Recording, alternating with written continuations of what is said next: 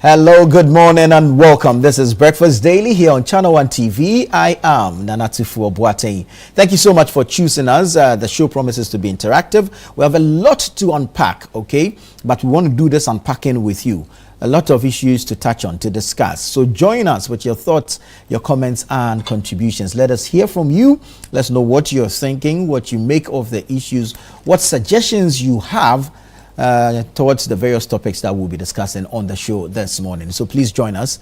You can do so, of course, via our WhatsApp number, which is on your screens. You can join our feed on Facebook and on YouTube. That's live. We are active and interactive on Instagram. We're engaging on X, that's formerly Twitter. And we have some exclusive video content for you on TikTok. So please do well to subscribe, to follow, to like, and to share our socials, where we are dropping a lot of engaging content as well. You're welcome to the show, and I want to remind you that today is the big day, the D-Day for the launch of the Heritage Month. It's Wednesday, the 25th of February 2026, and at 5:30 p.m. prompt, sharp, we're launching the Heritage Month 2026. Every March on Channel 1 TV and City FM is dedicated to our heritage, and so we'll be officially launching the month this evening at 5:30 p.m. here at Channel 1 TV Gardens, and I promise to be a night of cultural exhibition, traditional display, wonderful Ghanaian music, poetry and arts on display, and promises to set us off on the right path for the entire month of March, where we bring you a number of on-air activities as well as outdoor events. So the entire month of March, we'll be rolling out a series of on-air activities touching on our history, historic places, icons, way of life of different areas or different traditions in the country, even our food and how we prepare and consume same. All right, so stay with us on 97.3 City FM as well as Channel 1 Television for the Heritage Month, to be a month long of everything Ghanaian. Everything Ghanaian will be on air, on radio and on TV, and then we'll bring you some outdoor events as well. Now, talk about outdoor events. We'll start off the month with the Heritage Caravan. The caravan will travel 14 regions in 8 days from the 1st of March to the 8th of March 2026. We'll visit some tourist sites. We'll bring you scenic views. Some history will be learned. Traditions, culture will be on display. There will be a lot of culinary experience. And all this is made possible courtesy our sponsors. And so this morning we want to say thank you to our sponsors who have committed to assist us take Ghanaians around the country to give them a 360 experience of our motherland, Ghana. So we're saying thank you to Hollard Insurance. Hollard Insurance has been a sponsor over the years. I think this will be the 7th time they are coming on board. I want to say thank you to Hollard Insurance for being part of the Heritage Caravan 2026. Mind you, this is the 10th edition. So the caravan is 10 years. Wow. So it will be great. It will be magnificent. So thank you to Hollard Insurance. Let's say thank you to Omni Basic Bank. Omni Basic Bank for also being part of the Heritage Caravan. Omni Basic Bank, not just another bank. Thank you to Omni Basic Bank for also being part of the Heritage Caravan 2026. Then we have Gino. Gino is also a sponsor. Gino is a product of GB Foods. And we want to say thank you to GB Foods for sponsoring the caravan with Gino. GB Foods is also sponsoring with Didishito. Says homemade taste. So thank you to GB Foods for giving us Didishito as a sponsor. Piva Beverages, Piva. Thank you so much to Piva Beverages, refreshing the caravan with their drinks and their water. I want to say thank you to Piva Beverages for being a sponsor on the 10th edition of the Heritage Caravan. Then we have Mini-Me Achumo. Okay, let's talk about Nanesh rice. Nanesh rice. You see, when we go, we'll be chopping everything local. We'll be eating local stuff. Yeah. So Nanesh Rice is also on board. It's the first time they're joining us. I want to say thank you to Nanesh Rice, all of you there, amazing people. Anytime we meet at any Channel 1 or City events, you guys are absolutely fantastic. Thank you so much. Caveman Watches is our official timekeeper for the 10th edition of the Heritage Caravan. I want to say thank you to Anthony and his crew. Well, we're grateful, eternally grateful to you. Thank you, Caveman Watches, for coming on board. Add Me Granite Paste. Add Me Granite Paste is also sponsoring for the first time. Thank you to Add Me Granite Paste. We'll be spreading some in our bread, and we'll be using some for, in cut and quiet. Peanut butter soup, that's what they call it. Let's say thank you to Mini-Me Achumo. Mini-Me Achumo. We'll be snacking on Mini-Me Achumo all the way from the coast to the north and back. So we'll be snacking on Mini-Me Achumo. Thank you to Mini-Me Achumo. And then, of course, we want to say thank you to the Ghana Tourism Authority, GTA, Ghana Tourism Authority. Fantastic people. You guys have been with us all these years. In fact, you facilitated a number of the activities, and we're grateful to you. We want to say thank you to you this morning. So to all our sponsors, Hollard Insurance, Omni Basic Bank, we're grateful to you. Goyle, good energy, fueling the caravan over the years, and we want to say thank you, and thank you to Goyle. Then we have Omni Basic Bank, Goyle, Piva Beverages. We have Caveman Watches, Nanesh Rice, Mini-Me Achumo, Add Me Granite Paste, Ghana Tourism Authority. Fantastic people, and we are grateful to all of you for being part of the Heritage Caravan 2026. This is the 10th edition, and so you should look out for some amazing stuff, some wonderful experience, beautiful moments and memories that will be made together, even as we revel in the history, the culture, and the traditions of our country. So we'll see you. We'll take off on Sunday, the 1st of March, and we'll return on the 8th of March, going through 14 regions across the country. Now, when we are back, we are not done. Like I mentioned, the Honor Series will be ongoing, so we'll be rolling out a number of things: our music, our food, our traditions, iconic personalities, individuals that are worth mentioning. All will be happening throughout the entire month of March. But on the 28th and the 29th of March, 2 days at the Fua Sutherland Children's Park, we're bringing you the Back to Your Village Food Festival. Many of us have sojourned. We've moved from the villages, well, now in the big cities. And so, Charlie's plenty check and plenty watch, and but we want to take you back to the village. You understand? Go and have a feel of homemade food. That's why we're taking you back to your village on the 28th and the 29th of March at the Fua Sutherland Children's Park here in Accra from 10 a.m. to 6 p.m. each day. And we're bringing you a wide array of indigenous local Ghanaian food. All right? So from your proper komi kekena to your fufu and ochibinin kwang, abunabunu. You understand? Then some fantidokno from the fanti side, and the fanti. You understand? Then all the tajis, the Bobby Taji and whatever, from the Volta side. Then we'll go up north. We'll be trying some amazing food. You understand? No, you guys should just come. Come to the Fua Sutherland Children's Park on the 28th and the 29th of March 2026, 10 a.m. to 6 p.m. each day. Come and let's enjoy. This one, there's no be plenty talking, no the full basket. Just show up and let's turn up, all right? Back to Your Village Food Festival, 28th, 29th of March, 10 a.m. to 6 p.m. each day.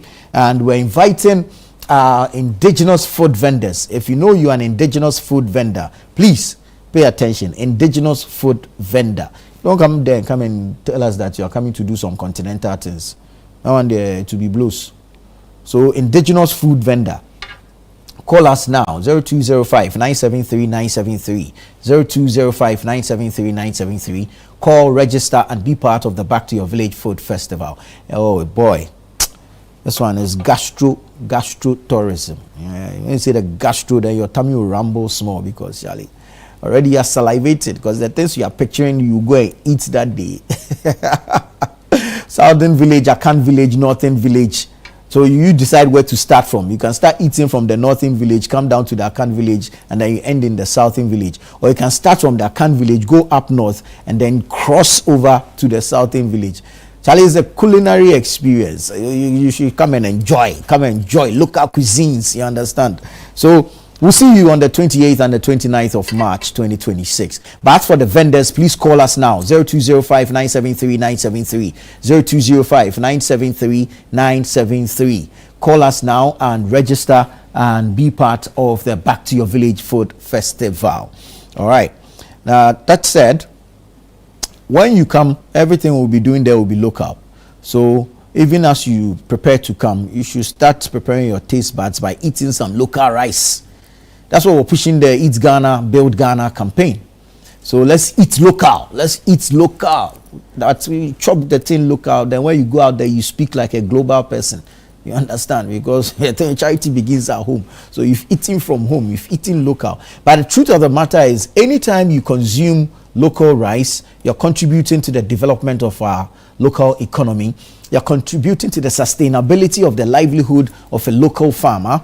And of course, you are helping strengthen, or if like show up, the local currency. What you do when you buy foreign rice is that you're putting money in the pockets of a foreigner that you don't know. Okay? So let's deliberately patronize local rice. Let's eat Ghana. Let's build Ghana. And we're saying that eat fresh, eat Ghana, build the future. This is fresh from our farms to your plate. No libi-libi, no laba-laba. It's fresh from our farms to your plate. And the interesting thing is that you let your meal make a difference. Choose Ghana first. Let your meal make a difference. Choose Ghana first. Taste the effort. Taste Ghana. The Eat Ghana, Build Ghana initiative is brought to you by 97.3 City FM and Channel 1 TV in partnership with the MasterCard Foundation. Then we have Agro Impact Limited, and then the 24-hour Economy and Accelerated Export Development Secretariat. So thank you to Agri Impact Limited. Thank you to the MasterCard Foundation. Thank you, 24-hour Economy and Accelerated Export Development Secretariat. So let's all be part of this campaign, and let's eat Ghana and build Ghana. While you are eating, don't forget that you need to update yourselves, all right? So when you are eating the local rice, then you are downloading the Channel 1 News online app from the Google Play Store. Download it, install on your device, and have access to the news, okay? The news can literally be in your palm when you download the Channel 1 News online app from the Google Play Store. So please go on the Play Store now, download the Channel 1 News app, install on your devices, and let's be in the news together. Now, yesterday was a great time to be a Ghanaian. Yesterday we witnessed, if you like, one of the most interesting debates or interactions in Parliament. And I must commend the MPs for the way they spoke. A statement was made by the minority leader, Alexander Afenyo-Markin, regarding the unfortunate passing of Charles Emisa, who was a victim of a hit-and-run accident, but was rejected by our major hospitals. Unfortunately for him, he lost his life in an ambulance here in Accra. And you see, it's the way and manner in which the parliamentarians spoke about the issue that gives us hope that at least all is not lost with our political elite. Okay.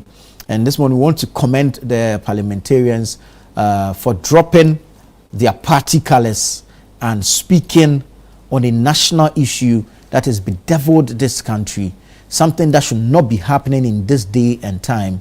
And of course, we're hoping that they follow through with what they said on the floor of the House, and we get some solutions to this matter. A matter that reared its ugly head somewhere in 2018. We shouldn't be dealing with same in 2026. And we want to join the parliamentarians in sharing our condolences with the family of the late Charles Emisa, and pray that the good Lord himself will continue to strengthen them in these trying and difficult times. But for the MPs, Afenyo Marken, solid. Professor Titus Bayu, fantastic guy. And the way he spoke, he's actually the board chair for Kolebu. Fantastic guy. Want to commend him as well. The Honorable Efriye Afajato South MP, absolutely fantastic. Kojo Opon Kroma of Wasia Yebi, fantastic statement. The Speaker of Parliament himself, how he spoke and the recommendations he made. Oh, so beautiful. But for those who sought to do politics with the matter on the floor of the House, those who did politics, you should bow your heads down in shame. That a life is lost and you do not see value in it. You wanted to play politics with it. Such a disgrace. And such a person, I don't know if we can continue calling these people honorable, but we live, we'll learn. Maybe they'll learn from it and do better next time. Because we've come from a parliament that sat and argued over who destroyed water bodies better or more than the other. So if today they are united in calling or making a national call to address a situation that is bedeviling us as Ghanaians, and you there, you think it's politics as usual, you're a big disgrace to that seat that you sit on. But kudos to those who spoke from a nationalistic point of view, those who dealt with the matter as it should be dealt with and did not play politics with it. For you went to do politics with it. Such a disgrace. Anyways, let's get into the newspapers and bring you the headlines on the front pages. Daily Graphic is here. Front page says Graphic Business Stanbic Bank Forum. Experts push public transport reforms. Graphic Business Stanbic Bank Forum. Experts push public transport reforms. Absentee doctors to be removed from payroll. That's according to the Ministry of Health. Reverend Wengam urges Christians not to compromise principles. Footballer sentenced to life in prison for murder. So this has to do with that Besim story. You recall the guy, an upcoming footballer, who took the lives of two youngsters. He actually kept the remains of one in a fridge. Well, the court has decided. They returned a unanimous verdict, guilty verdict, and he's been sentenced to life in prison. Nobody looked. Family of hit and run victim grieves. And that's the sad matter that we are dealing with. Nobody looked. And apparently the sister of this guy is actually a medical doctor. Can you imagine? Can you imagine? That's what I'm saying. It could be you. So if you want to play politics with everything, you continue. It could be you. And you be, you don't know. If people are unable to identify you as the MP or as the minister or the deputy or CEO or whatever, you see that equality before the law, no, it's not the same at the hospitals. Find solutions to the thing and let's stop playing politics. Upgrade Likpe Polyclinic to District Hospital. That's according to the management. And then you have sanitation time bomb. Eastern Accra's only landfill nears exhaustion. This is on the back page of the Daily Graphic. Sanitation time bomb. Eastern Accra's only landfill nears exhaustion. We'll find time to discuss this tomorrow. Because you see, we know the capacity of the thing when it was originally designed. We knew the lifespan. We knew how much waste we are generating. How much we're depositing there per day. What plans did we make over the period? Now we're being told that they have 30 days, 1 month, and the place is full. We'll see where we all go and pour our baller. Anyways, let's go to the Ghanaian Times. Yeah, Ghanaian Times has the same story. Major sanitation crisis looms in Greater Accra as Pong landfill site faces imminent shutdown in 30 days. Major sanitation crisis looms in Greater Accra as Pong landfill site faces imminent shutdown in 30 days. Smuggling is a major economic crime. President warns perpetrators to desist. Ghana takes decisive step in meeting global AML standards. Minority leader urges governments to focus on development, jobs, and rule of law. 9 students arrested in connection with violent activities. So that's on the front page. Let's go to the back page. Ghana poised to develop sustainable aviation fuel industry.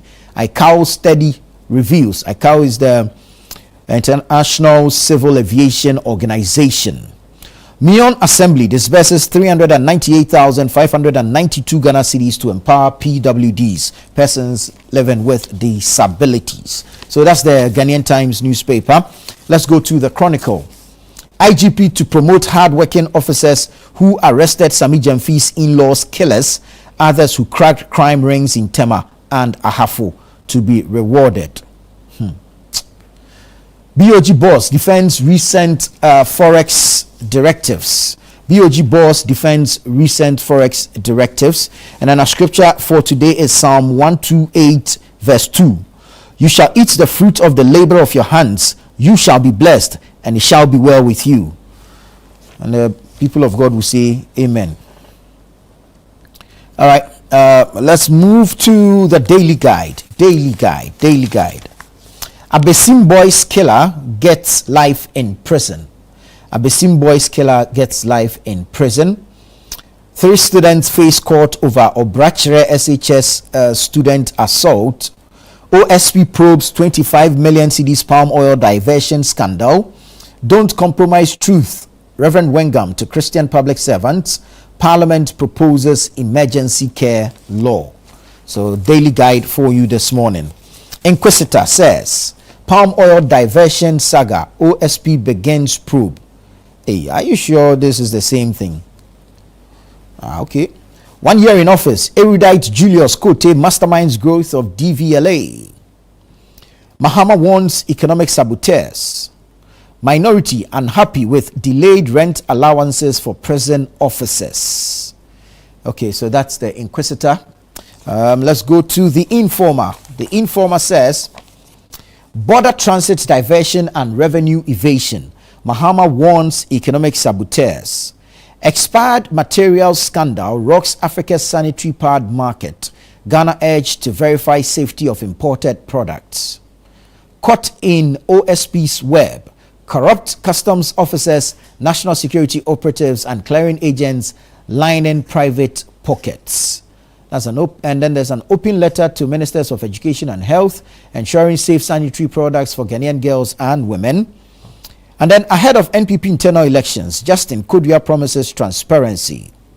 Ghana's health policy good, but needs implementation. GMA reviews. So that's the Informer newspaper. Let's go to the new publisher. Arrest dog and cat meat eaters. Arrest dog and cat meat eaters. ICS petitions health minister. Ole. OSP probes 25.8 million cedis palm oil diversion scandal. Abesim killer jailed for life. 9 arrested over SHS assault. So that's the new publisher. Let's go to the Custodian. The Custodian. MIF CEO drags editors to IGP over alleged defamation stories. Minority slams government over delayed briefing on Burkina Faso attack. Cocoa purchasing clerks wailing over NDC's price cut. Prudential Bank champions tree crop investment.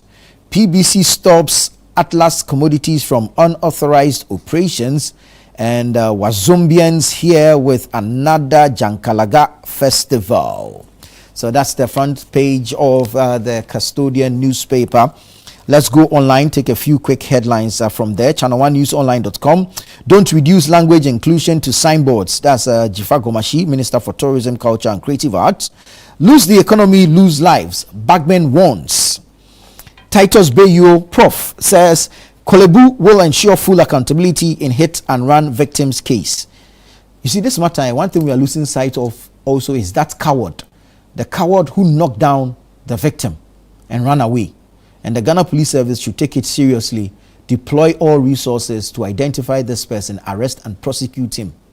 In as much as we are taking the health facilities on, we should look for this guy because he is the cause of the whole thing. We should look for him, identify him, prosecute him. Anyways, let's move on. Upon Kroma slams Ayensu Dankwa over hit and run politics. Aguna Swedro, police seize 209 slabs of narcotics, foil 100,000 cedis bribe. Oh, police, you are doing well.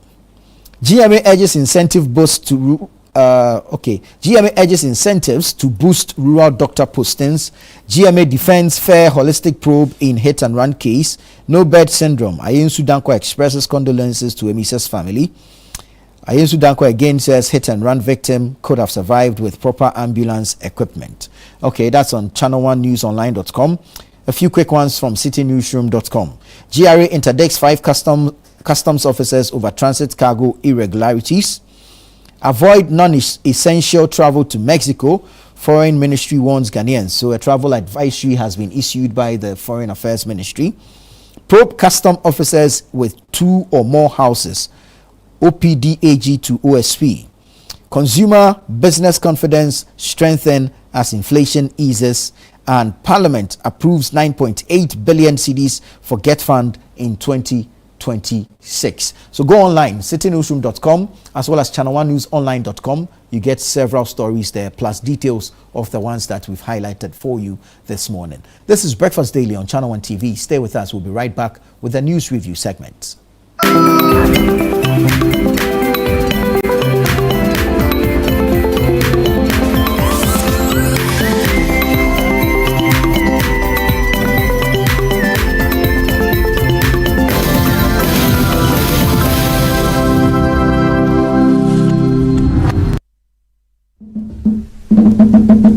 Agro Ghana. This much, we don't just remember where we are from, we celebrate who we are.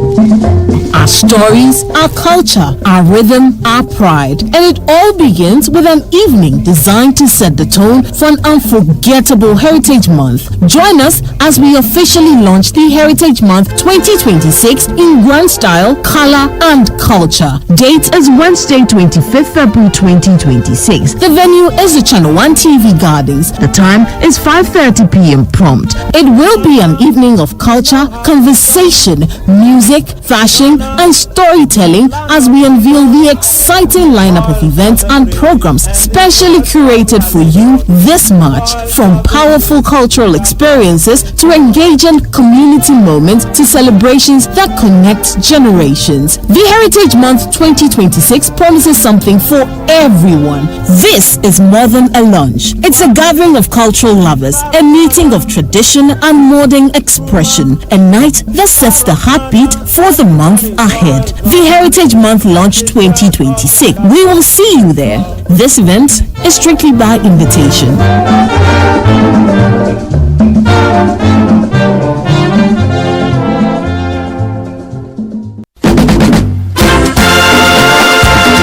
Energy and reconnect with your roots this March at the Back to Your Village Food Festival 2026. Join us for a celebration of Ghanaian culture and cuisine from all across the country. Northern, Akan, and Southern villages will all be represented. It's more than just food. It's about culture, family, and memories that last a lifetime. Let's come together this March to discover the flavors that make us who we are. The date is 28th and 29th of March 2026. Venue is the Sutherland Children's Park. The time is 10 a.m. through till 6 p.m. each day. Interested vendors can register by calling 0205-973-973. The Back to Your Village Food Festival is powered by Channel 1 TV with support from 97.3 City FM.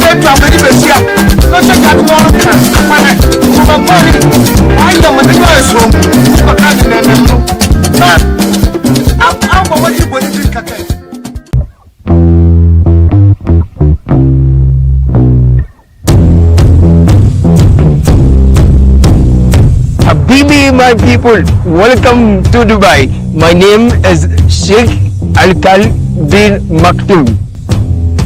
Okay, so I am Caleb, right? Caleb Kuda is my name, and this is Beyond Borders on Channel 1 Television. We are in Dubai.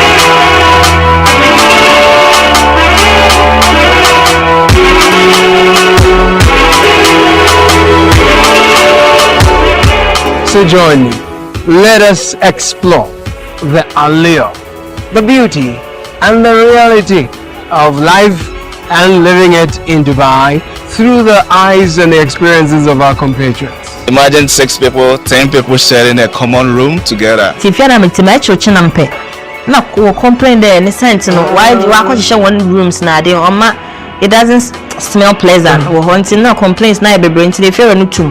Dubai is one of the most organized, highly resourced, and well-endowed countries you would find. You've been here for 7 months. Yes. Without a job. Yeah. How is it like? So hard. Tell me about it.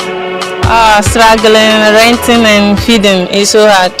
Every frame per second of their lives in Dubai tells a story, and we've got it all captured right here on Beyond Borders, only on Channel 1 television. So don't get told, don't miss out. Catch these compelling stories of Ghanaians in Dubai only on Beyond Borders on Channel 1 TV. Beyond Borders airs every Wednesday at 6:30 p.m. only on Channel 1 TV and is brought to you by Copen Hospitality. Watching DSTV means getting the TV you love, but staying connected means getting something extra. Stunning. Extra matches, extra dramas, the best local and the world's biggest. Extra laughter, music, movies, and extra vim. I love it. Just stay connected or reconnect and get upgraded to the next higher package at no extra cost. Charlie, we got you. Keep watching. Get more with DSTV.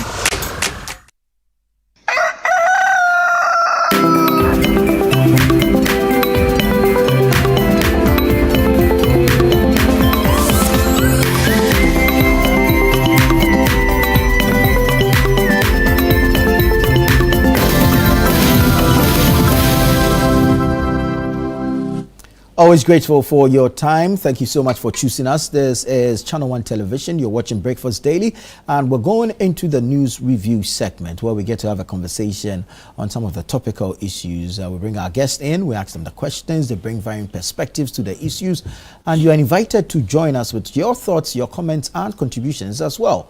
Send them via your our WhatsApp number, which is on your screens, and of course you can join our live feed on Facebook as well as YouTube. Join us on Instagram and on X. We're engaging, we're active, very interactive there as well. We have exclusive video content for you on TikTok, so please do your best to join us. I want to say good morning to Alhaji Kamaldeen Abdallah. He's a Deputy National Communications Director for the New Patriotic Party, NPP. Alhaj. Nana, good morning. Good morning, it's good to see you. Yeah, good to see you too. It's been a while though. Yes. And how's the fast going? I think I should be applying for visa at your production team so that they always get me a visa to come around. Don't worry, we don't have travel restrictions, so you're fine. We don't have travel restrictions, so you're fine. But how's the fast going? Alhamdulillah, we are on and almost hitting the 10 days now. Not yet there, but in a day or 2 or 3, we'll be hitting the 10th day. That's the first 10 days. Right. I believe that it's a spiritual exercise that we are all embarking on as Muslims, and I believe that it's going to teach us a lot of self-restraint and teach us also how to appear compassionate to people who really do not have, and also teach us how to get closer to our Maker.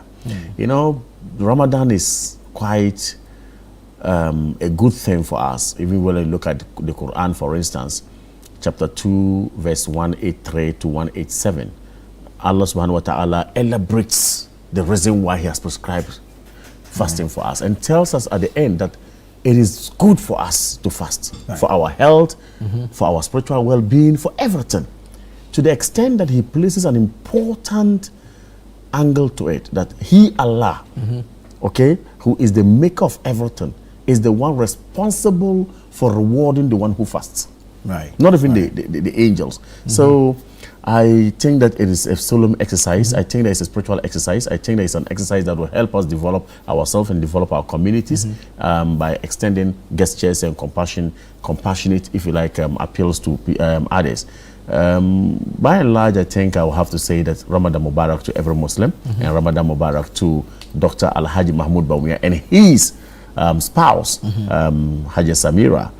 They are Muslims too as well, and they're fasting. And of course, to congratulate him, because since he got elected, I have not sat on this chair in your studios. So I will use the opportunity to congratulate him once again Yeah. and appeal to my Christian brothers and also other people, some other people who believe in other faiths, that look, we have one Ghana. We are one people. It's beautiful over here that God in his wisdom has given us a secular state. And in this secular state, we love each other. Nana, I don't know who is a Christian. The Christian doesn't know who is a Muslim. And then the ATR person, that's African traditional religion, doesn't know who is a Muslim or who is a Christian. We live together as Ghanaians. And of course, we would have to enhance that and foster that unity. Very well, very well. We wish you and all our Muslim brothers and sisters a solemn and a happy Thank you so much. fasting period. But let's get into our business for today. We're starting from the health sector. Yesterday was an interesting day in Parliament. I felt so proud of our parliamentarians yesterday, but for a few. But generally, it was one of the best times in Parliament, if you ask me, that MPs on both sides in unity spoke to a national issue and for once dropped their political party colors and made a national call. The speaker, if you like, blessed the entire, I don't want to say a debate because I don't think it was a debate, discussion with a call for an emergency care law. And this has to do with a hit-and-run victim who was denied emergency care due to this syndrome that has come to stay with us, the no-bed syndrome. I don't know if you watched the conversation on this particular matter in Parliament yesterday and what you make of it. Yes, I did. And let me set off by also applauding them for removing that political spectacle from the discourse that ensued yesterday. Yeah. I think I should also be applauding the Speaker of Parliament, Alban Bagbin, for setting the tone on reasons why we should not politicize this. Indeed. To the extent that at a point he said, look, I have been a health minister before. Yeah. Okay, therefore he has first-hand information, first-hand experience on some of these matters, as it were. That said, if all our parliamentarians see the need to toe this line, our 30-something-year-old democracy will strive and strive better. True. On many issues. You see, when it comes to their salaries or their emoluments, they are always at commonalities with each other. Common space, common grounds, they all argue.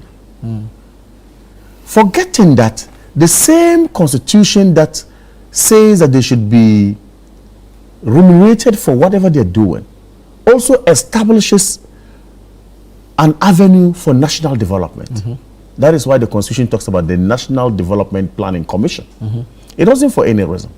It is for us to know that yes, you are elected by these people to come to represent party A. You are also elected by these people to come and represent party B or whatever. But once you come into the chamber, there's supposed to be a national interest at stake. We can do all our politics, but we should remember that there are some policies that will inure to the benefit of all of us. Let me give an example.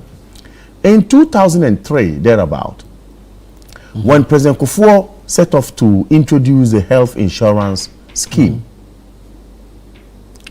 our brothers on the other side, the NDC then, who were in the minority, walked out of Parliament. But I would have thought that that should have been the beginning of not politicizing health issues.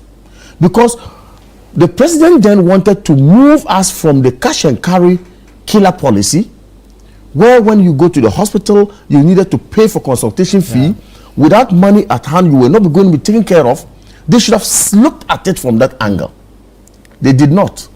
And I believe that's where it started. Then we in the MPP also said that, oh, having succeeded in passing the health insurance bill, then we took credit.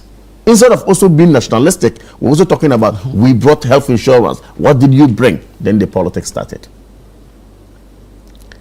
Okay? Today, the stage walked out. But ask yourself, if my brother Hamza were to be here, I would have asked him. Possibly in his wallet, you can find his health insurance card. Possibly in my wallet, you find my health insurance card. Sickness, no MPP, MDC. True. Sickness doesn't know it. accidents doesn't know MPP, NDC. Not too long ago, we had to grieve as a nation for losing some of our statesmen through an accident or air accident, the helicopter crash that killed our brother Mutala and Lumuna and Co. May God have mercy on them. Omanebua and Co. Okay, not too long ago, the education minister, Haruna Idrisu, was involved in an accident somewhere in Tuwu thereabout. Yeah, with the deputy communications I'm minister. told he had to be flown all the way, he and Suparu. Yeah. They had to be flown all the way to Accra to receive medical attention. I don't know if they're still at 37, but I knew they were at 37. Or they've been discharged. Fine. Yeah. It tells you that if 37 hasn't got a facility to take care of Nana and Kamal and whoever, then we all suffer. Okay? So I think that it's about time we all told this tangent. Let us not politicize health issues at all, especially in a developing country where we have a lot to do for our health sector. A lot. Look, this happened. The Charles Emisa case even happened in an urban center. True. Imagine if that happened also in rural area, or imagine what is happening in the rural area. That's not if that happens. It happens. Indeed. I have seen rural areas where they use aboboya, tricycles, as ambulances. Meanwhile, we are here arguing that even the ambulance that we have in the urban center are not fit for purpose. True. Okay? We are saying that the ambulances that we have in the urban centers that we have procured, Nanado's government procured, is not even fit for purpose, because there are certain things to be fitted in there according to the experts that we don't even have. Yet we want to politicize health issues. I think we should not at all. If we are fighting against viral diseases, everybody is at risk. Yeah. From AIDS to whatever you can call it, everybody is at stake. If we are fighting against airborne diseases, everybody is at stake. So I think that the Speaker of Parliament must be commended for the line he told, and for also, even if you listen to when the Deputy Minister was speaking, if you look at his body language, he was very uncomfortable. The Speaker of Parliament was very uncomfortable. To the extent he said, look, I have been a Minister of Health before. Speak to the issues. When she sought to politics, I was really disappointed. The usual politics. Somebody who has been praised for doing a lot in the US, you come to your country and this happened.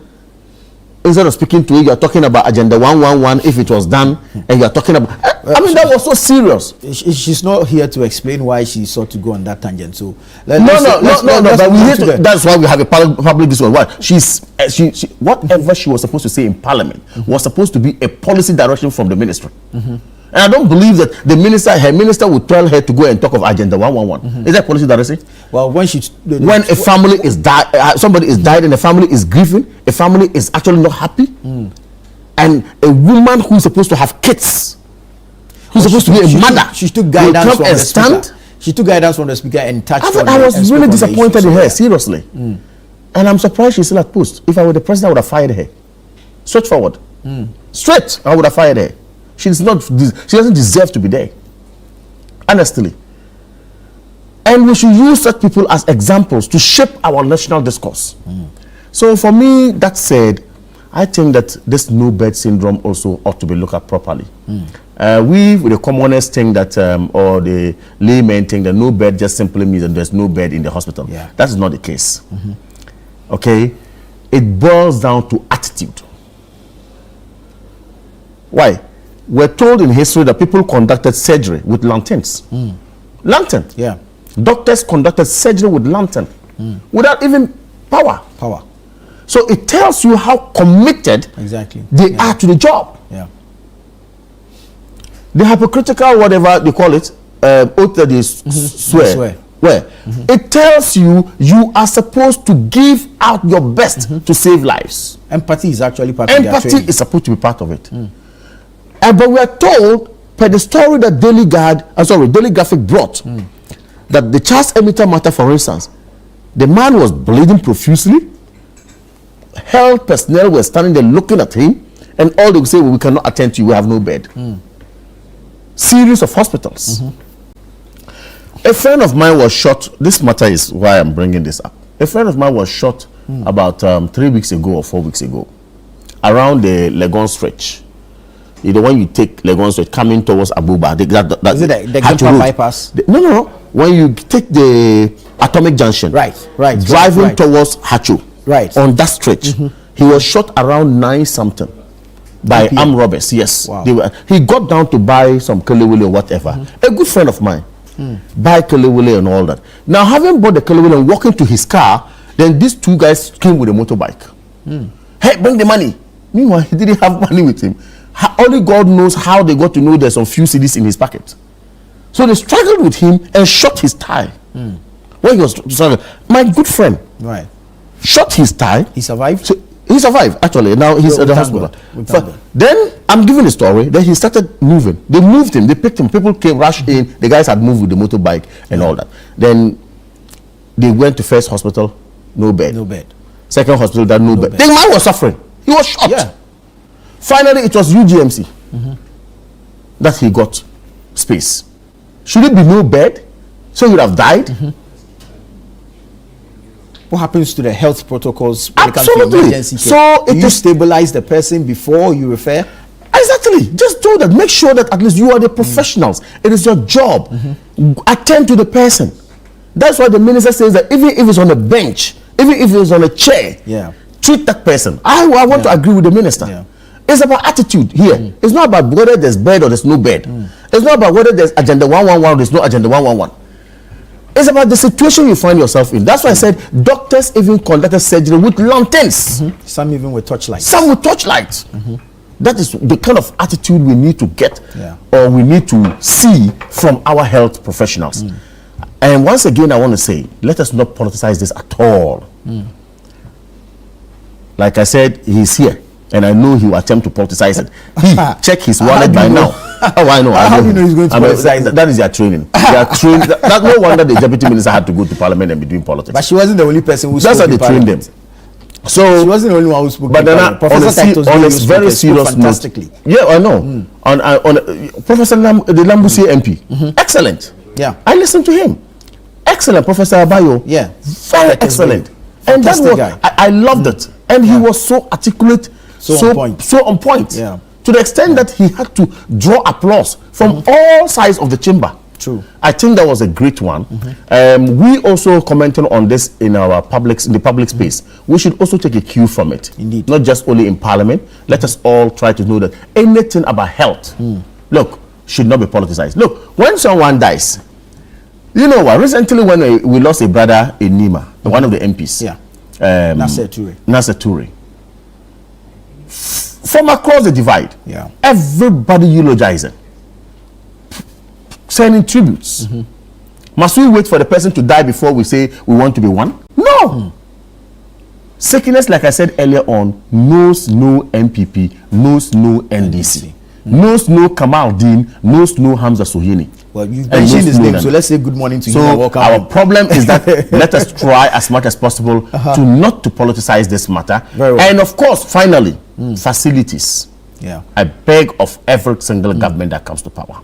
Facilities. If there was good in envisioning that we needed Agenda 111 as facilities in our district for health to be boosted, please, there should be equally good today by any government to see to the completion of same. That is not to say that we should not ask for accountability. No. I am on the position that, look, I don't care whether you are MPP or you are NDC. Once you shorten the nation, you should be punished. Very well. It's my view. Very well. So you can do the accountability bit, all right, but remember that the importance of that facility, okay, in the rural area is so high that you cannot neglect it. So important. Look, I come from a rural area. He comes from a rural area. We know what happens up north. When someone is pregnant in labor, sometimes they carry the person on a bicycle, looking for a health facilities. The best they can have there is a CHIPS compound. Pathetic. You go to CHIPS compound, it's just a bench. We go through all this. That's what I'm saying. Health sector, let's do whatever we can. MPP, NDC, try as much as possible not to do it. Very well. The Speaker of Parliament recommended a law for emergency. They should even go beyond that. They should go beyond it.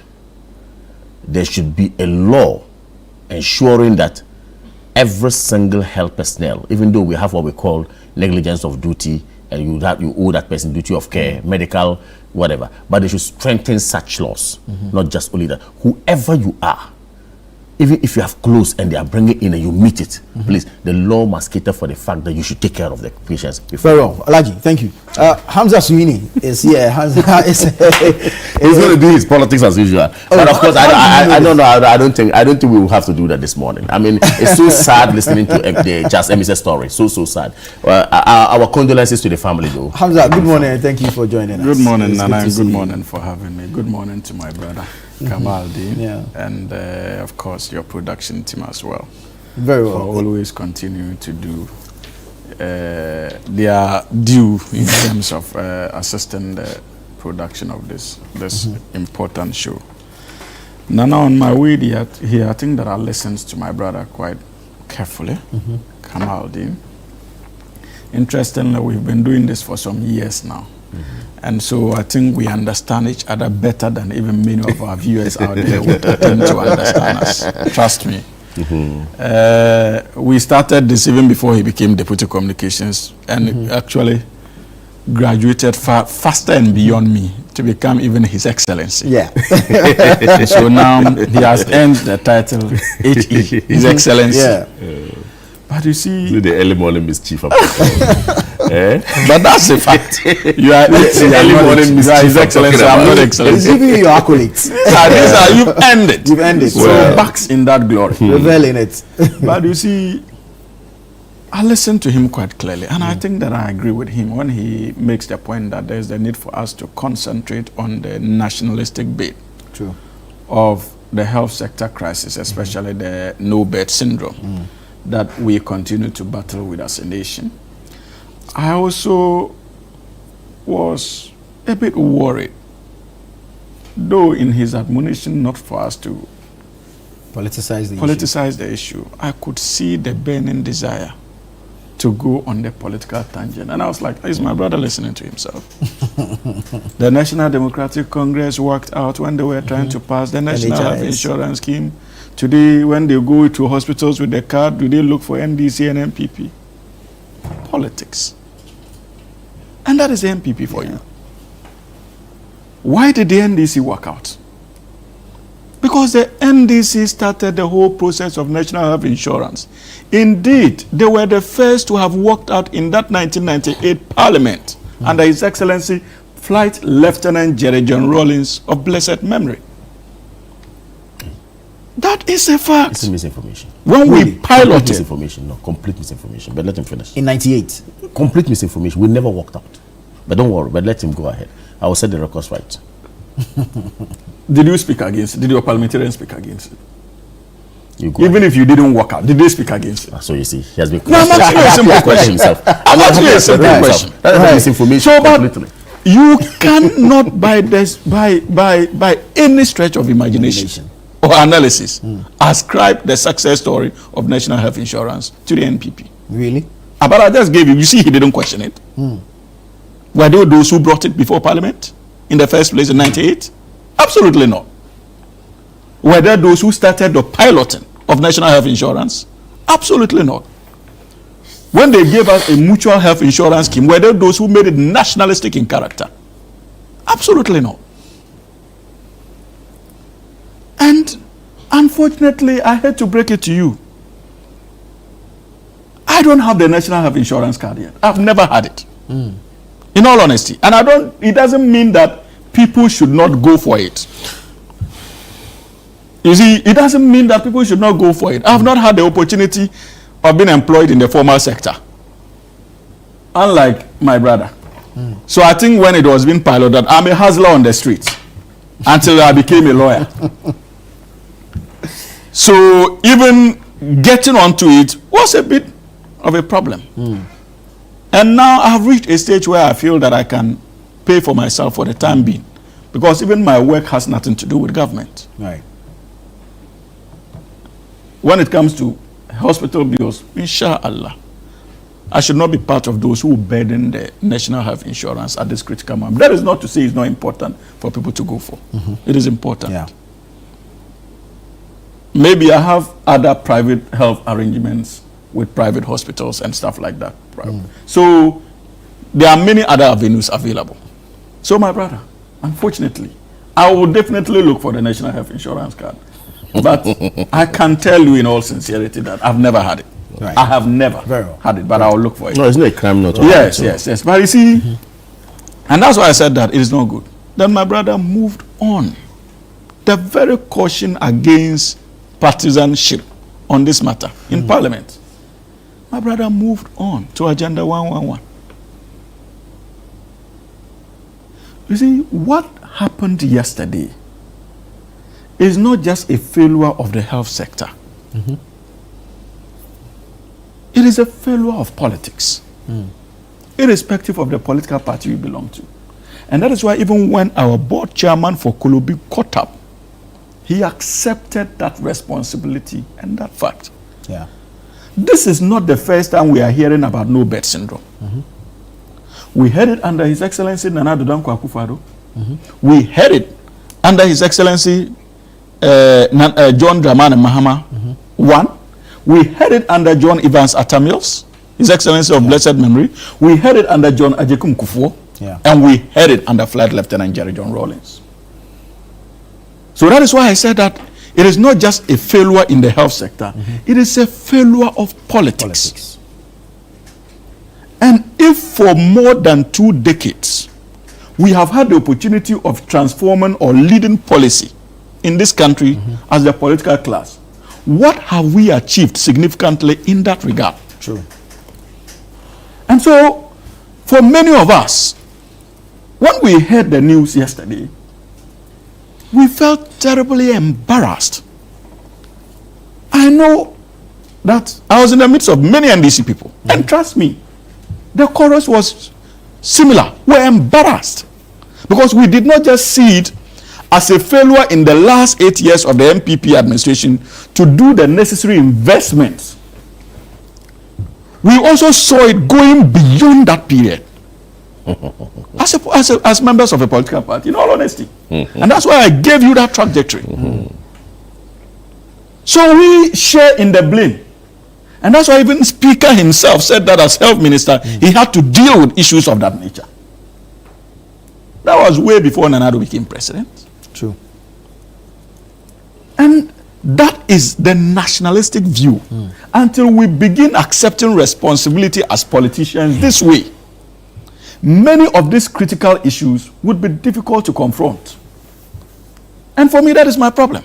Yeah. Why is it that when a member of parliament calls, a bed will be created? Or a minister. Or when a minister calls, a bed will be created. Yeah. Is it that the beds are available and it's been auctioned to the highest bidder? It's so serious. Yeah, it's sad. How do they by our health practitioners? No beds? Or how do they determine that there are no beds? And if these are the issues there, what are we also doing as political leaders in these organizations?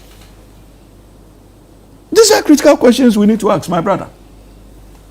And so, this is not just a question relating to the performance of the health sector in terms of nurses and doctors. It is also a reminder of the persistent failure on the part of the political class, whichever way you interpret it. True. Whichever way. And you see, when these things happen, the good people of this country begin to lose confidence in the political class. And these are the things that ultimately leads to a nasty situation of military intervention and other forms of intervention when it comes to our democracy. And that's why many of us are worried. Yeah. Many of us are worried. Beyond the accolades, beyond the, praises that were given in Parliament about the consensus nature of the problems that we are faced with the health sector, what needs to be done beyond the words? These are things we need to take on seriously. And you see, sometimes I say it, And maybe that is the reason why some of us, our politics has taken this long to mature. Oh, you think so? Yeah, Nana. You see, because the problem is our inability to face the facts because of our partisan coloration. That's the gospel truth. Yeah. I listened to my brother. And in his call for nationalistic politics, I could still see the leanings of partisanship. But it would have been humbling for him to consider, look, yes, this problem has been persistent for some time, and we could have done something. Yeah. Especially the best, or we should have invested. For 8 years, we didn't. The NDC didn't. Under Mahama 1. They didn't under Mills. So what is the way forward? That opportunity was lost on him. But I will sit in this chair, inspired both by the politics and fundamental principles of the National Democratic Congress, that privileges, especially the deprived communities that he spoke about earlier, and most importantly, the character traits of John Dramani Mahama, and humbly concede that this is a failure we share a blame as politicians. And the time has come for us to confront that head on. You listen to Professor Biwa. He indicated that even the health minister had directed and that they were already in the process of developing a software to ensure that we're able to track the number of beds available in many of these hospitals before this unfortunate incident happened. Let us put our lenses on how far they are going with that intervention. That's one. Every political season, we see politicians donating beds, either to cheap compounds or hospitals or whatever. Where are those beds? Where are those beds? And how do we manage these hospitals? Yeah. Is it every case that comes to the hospital that needs to actually be detained? These are questions we should be asking. Yeah. And are our health professionals top-notch when it comes to actual experience? We need to know. Because, look, sometimes they detain people in the hospitals who ought not to be put on admission. Who ought not to be put on admission. There are nurses who would put you on admission, doctors on the authority of doctors who ought not to be on admission at all. There are people treated and discharged but detained because they are unable to pay their bills. And that is even understandable, and we can even understand that in a way. In some instances, the doctor is done treating the patient, but the processes leading to the discharge will take more than 2-3 days. Is that not the case? Yeah. They are done. They have taken everything. Look, but just the processes leading to his discharge or her discharge takes more than 2-3 days. And people need the beds. Yeah. So the inefficiencies, we need to confront them.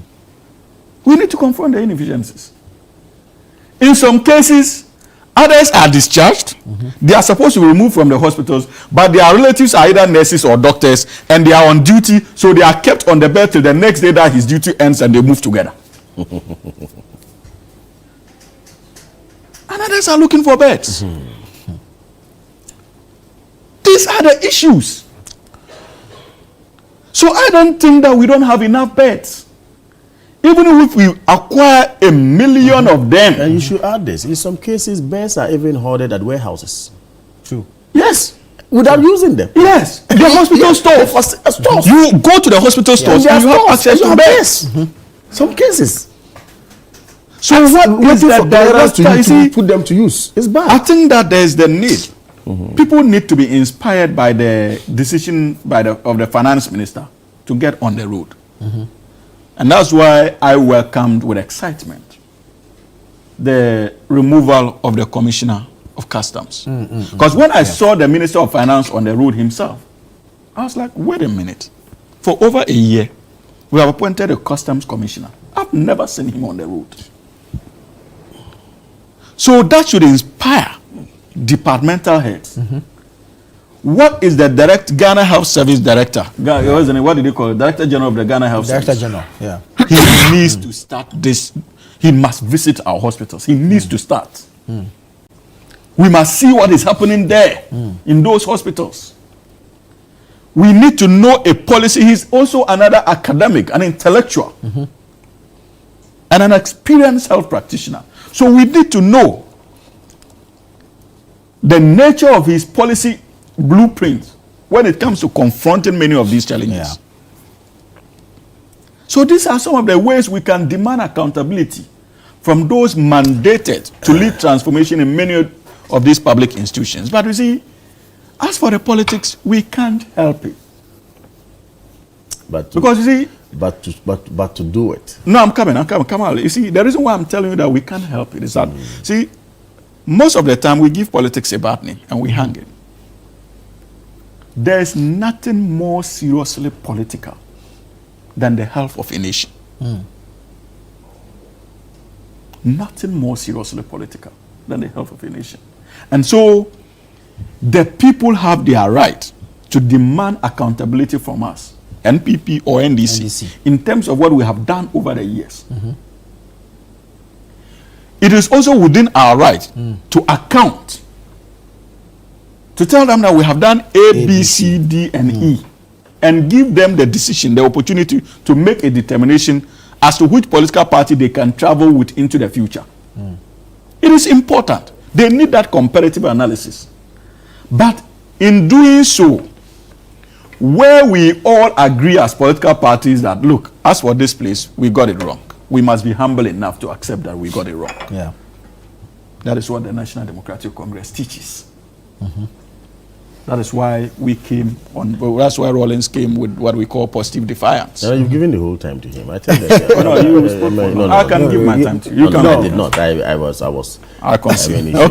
That's fine. He's been speaking for. That's fine. Over 40 minutes. Because this is. This is an important. This is an important matter. This is an important matter, and you had ample time to do justice to it. Is he? I agree. So I want to agree with my brother at the tail end of his submission when he says that, look, sometimes you need to hold politicians accountable for the provision of facilities that will aid. Of course, directive principles of state policy tells us that clearly a politician must be able, or the one at the helm of affairs must be able to provide as much as possible the amenities needed by the people to ease or to make their living standard better.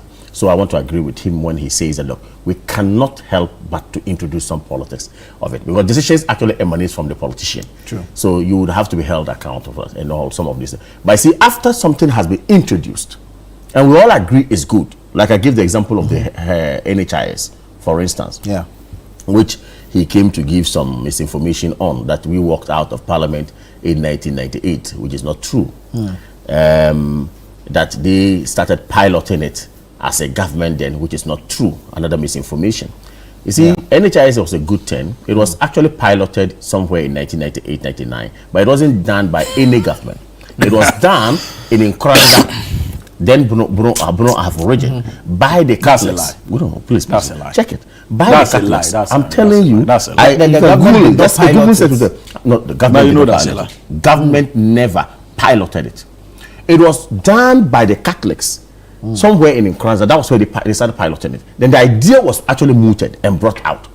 I remember Edward Nasigri, former PNC flag bearer.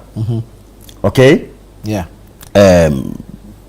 Dr. Edward also piloted same in his hospital, at the private hospital, when he was running the private hospital somewhere in Dome, thereabout. So I'm not saying that it has never been piloted, but when you cross-check, the major pilot was done in the 90s, late 90s, around in Nkranza, but not by any government. So we then took up and said, look, when we come to power, that's why when we campaigning in 1998, thereabout, it was one of the major policy of the Kufuor's campaign. He said the killer cash and carry policy by government shall be abolished when I can become president. That was his major promise to us. So, is it when you sit here and misinform people, that's your cup of tea anyway. But that said, many of the things that we have said this morning, we seem to be agreeing with each other. Okay? That look, when it comes to the major issues of politics, I mean health, we should not politicize some of these things because we all benefit. And like I said earlier, sickness, in whatever form it comes, doesn't know anyone. It can visit anybody. We should not reduce our unity, our working in unison to only when somebody is dead. And then we come to all sit down there and then shed crocodile tears with all respect to everyone in a way. Okay, or come to say to want to eulogize the person as it were. We should take a cue from this and move on as a people and then develop more. But I also add my call to Hamza's last, submission that look, the onus lies on us as politicians to ensure that we fashion up proper policies that will inure to the benefit of the people of Ghana. Otherwise, this country will go nowhere. If this person came to build UGMC, what did you come to add to UGMC? If that person came to do Agenda 111, what did you add on Agenda 111? If we need helicopters that will be dedicated for medical lifting or lifting patients, what are we doing about it? All these things ought to be answered by we the politicians and then do it well as it were, so that this country will grow. Well, Hamza, final thoughts. First of all, again, final thought. First of all, no, but it's my right of reply. First of all, my brother just peddled an unfortunate falsehood that the NDC of under His Excellency President John Gerald Rawlings of blessed memory did not pilot the National Health Insurance Scheme. It was a topical issue in the last campaign, and I have before me Fact Check Ghana. Take and read to your viewers. When His Excellency John Dramani Mahama did it, made the same assertion, and they accused him, Dr. Mahmoud Bawumia accused him of peddling falsehood. Fact Check Ghana did their own independent work and indicated that in Rawlings' first sessional address in 1993, he spoke about the National Health Insurance, and in 1995 he did same, and by 1997, August 1997, 4 districts were commissioned to start the pilot program. And in Koranza, already, like he indicated, they were already doing another health pilot. Were doing in Koranza. That's what I said. Please. So don't say no. You said the NDC didn't pilot health insurance. Is that not what you said? Yeah. These are the facts. Oh my God. That it was piloted in 4 districts in the eastern region in 1998. So don't lie. Don't peddle falsehood if you don't have the facts. Don't peddle falsehood, my brother. These are the facts. These are the facts. These are facts. And I see again, the man holding the whole state is not able to tell you how authentic it appears. No, this is from Fact Check Ghana. This is from Fact Check Ghana, and indeed it speaks to what Hamza is. Let me make my point. You have just been caught thumbs down. Again. It was a mutual health insurance scheme that you launched. And that was not the idea of the National Democratic Congress. It was part of the reasons why we had to walk out of Parliament, because we were looking for a national health insurance scheme. And the mutual health insurance scheme simply meant that if I traveled to do business in Accra, and unfortunately, God forbid, I get caught up in a hospital, I will not be able to use my card. Now, His Excellency what's the name? John Mills of blessed memory, ably assisted by the current president, His Excellency John Dramani Mahama, moved it from mutual to what? National Health Insurance Scheme, to give it that national outlook. So that even if you travel all the way to Pasingte from Accra, and you have a medical emergency, you are rest assured that your card can work. The mutual restricted your access to the district you registered. Yes. That's what the mutual is. And then we made it national. So you see, come on. As part of a national, what else did you promise? Please. No, do you remember it very well? We spoke about health facilities. Are we going into the politics? No, that's not. He cautioned that we should not. He's doing politics. Why? He's doing politics. I'm not doing politics. I'm responding to an obvious falsehood that you peddled. And now, you see, that is the beauty of the politics of the National Democratic Congress. I could have sat around this table and begin to enumerate the investments that His Excellency John Dramani Mahama made, even in his first time, as far as the health sector is concerned, which is not lost on any Ghanaian. in terms of the number of CHIPS compounds that came up, health facilities, including even the obvious, from the UG Medical Center to the SNIT Trust Hospitals to even what's the name, Ridge. What's the name of the hospital? Greater Accra Regional Hospital. Yes, just the that's Ridge. That's Ridge, right? Yeah. Yes, a number of them. The phase 2 of Tamale Teaching Hospital. So the track record of His Excellency John Dramani Mahama speaks for itself when it comes to investments in the health sector. And you know, even in opposition, he and his wife were still engaged in the provision of health facilities to deprived communities. He didn't need donated funds. Lordina Mahama did not need donated funds from Ghana National Petroleum Commission to go and support the operationalization of health facilities in these districts, unlike we had in the past, where the president's wife had unfettered access to corporate social responsibility funds that were coming from organizations like GNPC. Lordina and the husband, even in opposition, demonstrated that metal. Lordina sold tomatoes and got her money. You understand? They used their network and they were heavily supported. It did not have to come from any state institution. Oh my God. It didn't. Let's move on. And so when I say we should not politicize it, I think we've done all so far. Let's not politicize it. Yes, I agree. But see, this man now. Let's Rojo Metal. Rana, let me make my point. Can I make my point? Oh, he's just asking. He's there. You know, he represented us in the last. Yeah, he was the one who drank tea and there were no biscuits. Yes. And you guys didn't give him biscuits. But why are you bringing Rojo into this conversation? No, but let me make my point. Are you going to let him to?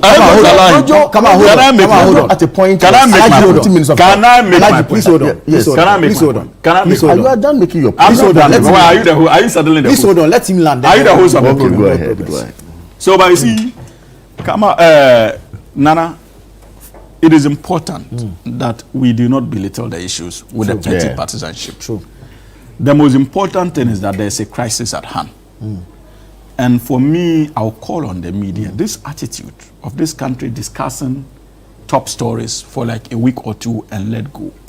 The time has come for our media organizations to also institute an internal policy where certain matters are not just reported for a day or two and let go. True. If you need to have a 2 or 3 member committee within your media organizations to continue flagging that matter and tracking progress, then let's do so. That is how you can meaningfully contribute to national development. It's not going to take more than 20 or 30 minutes of your time. We saw the kind of pressure you mounted on government in the case of the Galamsey fight. Yeah. Where many of you dedicated 5-10 minutes of your morning shows to tracking government's fight against Galamsey. We need that energy, that enthusiasm when it comes to tracking the issues of the health sector. It's not just the bed or no bed syndrome. It is just one of the things. Exactly. Trust me. Yeah.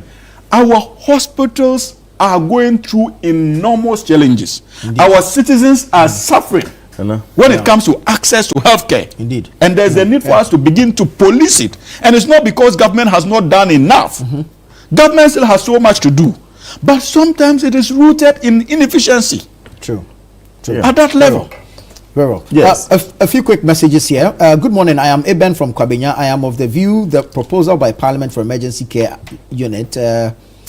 Parliament is asking for an emergency care law. Okay, so he goes ahead to say it's a really good one and a bill must be passed for the no bed to stop, period. And he goes to give some plenty shout outs. Okay. Blueprint writes from Esikado Ketan.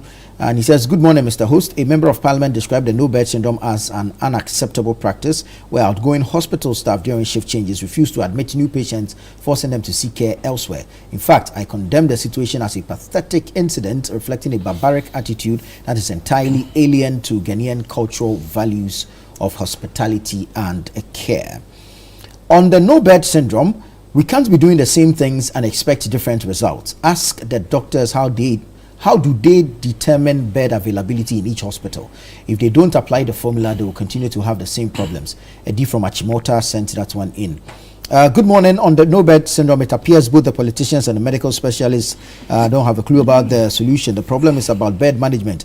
I wish they would invite me to give them the solution. There's a scientific method of calculating bed availability. If they don't use the formula, they can't succeed. Kweku from La Paz sent that. No bed syndrome. A dying patient arrives at the emergency ward struggling to breathe, and instead of urgency, instead of compassion, the response is no bed. Go and pay first. And they are seated unconcerned. Yeah. What kind of nation treats emergencies like business transactions? Politicians mount platform claiming NHIS is founded and bills are paid. They boast about healthcare reforms, yet on the ground, hospitals are running a ruthless cash and carry system disguised as policy. No deposit, no treatment, no bed, no life. Call it what it is, institutional cruelty. If NHIS is truly working, why are emergency patients turned away? Why are families forced to sell phones, land and dignity before a doctor will even act? Why is survival now a luxury item? Hey, Honorable Anasenki, the message is long, but we get the point. Aminu from Insawam says, I commend the members of parliament for agreeing to discuss the issue of no bed syndrome dispassionately. I was appalled to hear about the unfortunate death of the gentleman who was rejected by hospitals due to the lack of beds.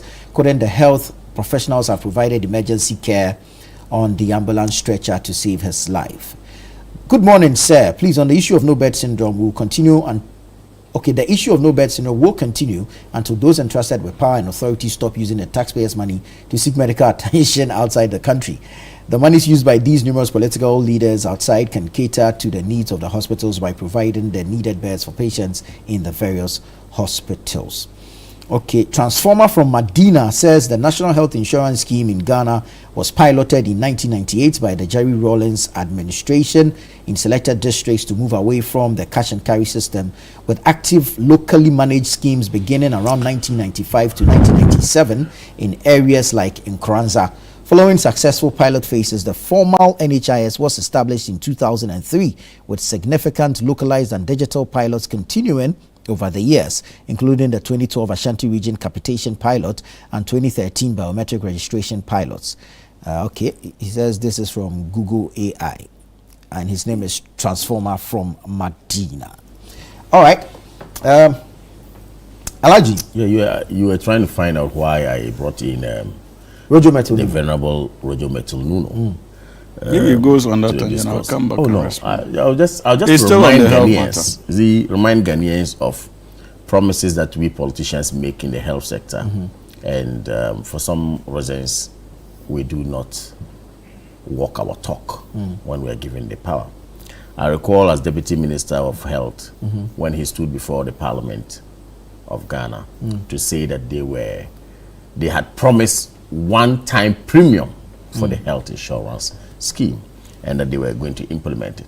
It took his minister to quickly call on to say, hey, there's no such policy. By then, Dr. Kumbo was the health minister, as it were. I'm trying to say that, look, if we say that we're going to do XYZ to better our living standards. What's he doing? Let's try as much as possible. We have a national challenge to deal with. It's a national challenge, of course. We have a national problem to deal with. From his health sector. Going to help. So you see, you now realize that his initial call for non-partisanship was insincere. He thought he could find a way of squeezing in politics without people noticing. We were promised one-time premium. We're not giving one-time premium. That's okay. That's a number of other promises. We were promised agenda 111. Yeah. And we're giving shells with money going into people's pockets. Not to secondary schools and we never built it's a political failure. We should walk it up. Like you said, it's a failure that we need all successive governments. We need to deal with it. Political parties. These guys are just moved by politics. Nothing more. We really need to deal with it. Nothing more. Let's not. But even when it comes to the politics, we can't match. Let's deal with it strongly. Let's not deal with it. While we are at the top, people are dying over no bed syndrome, and we're trying to find solutions to it. Our brothers down there too are fighting each other during inter-core and interzonals and what have you. We'll deal with that matter, but let me take a quick break. When we come back, we'll delve into it. This is the news review segment on Breakfast Daily here on Channel 1 Television. Send us your thoughts, your comments, and contributions. Keep them coming in. We'll take a break. When we come back, we'll move into other matters.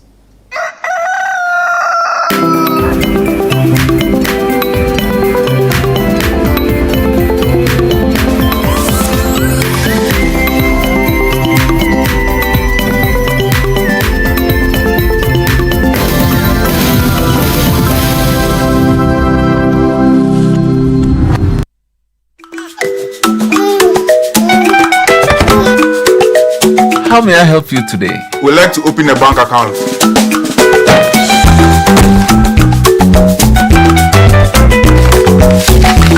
Sign here, sign here, sign here, and here. And now you draw direction to your house. I need your thumbprint. And I'll need your birth certificate too. No, I need the original. A lot has changed since you bank like this. So have we. We've made it easier than ever to open an account online and bank on the go through our mobile app, online banking, and more. EcoBank, a better way to bank your way. Sign here, and here. EcoBank, the Pan-African Bank.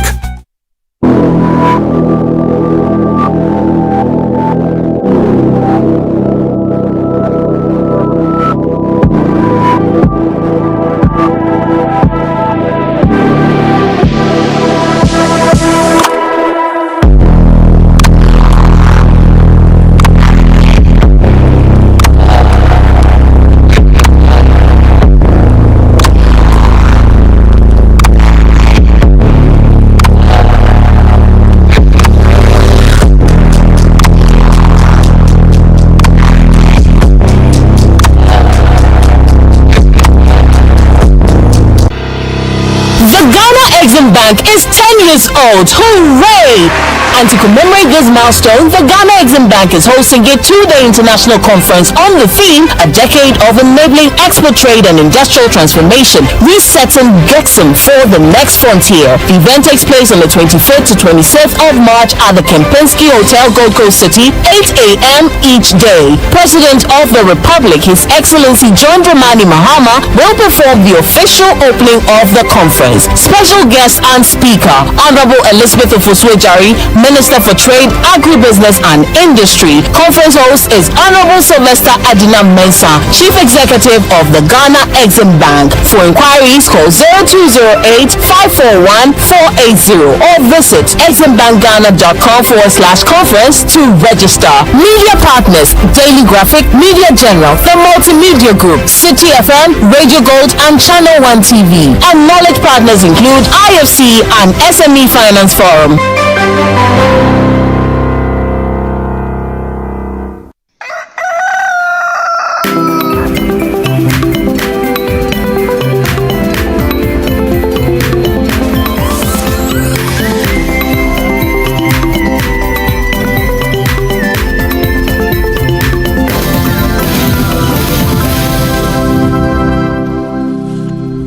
You're welcome back. This is the news review segment on Breakfast Daily. Alhaji Kamaldeen Abdallah is here. Hamza Suini is also here. We've dealt bits with no bed syndrome and the call for an emergency care law.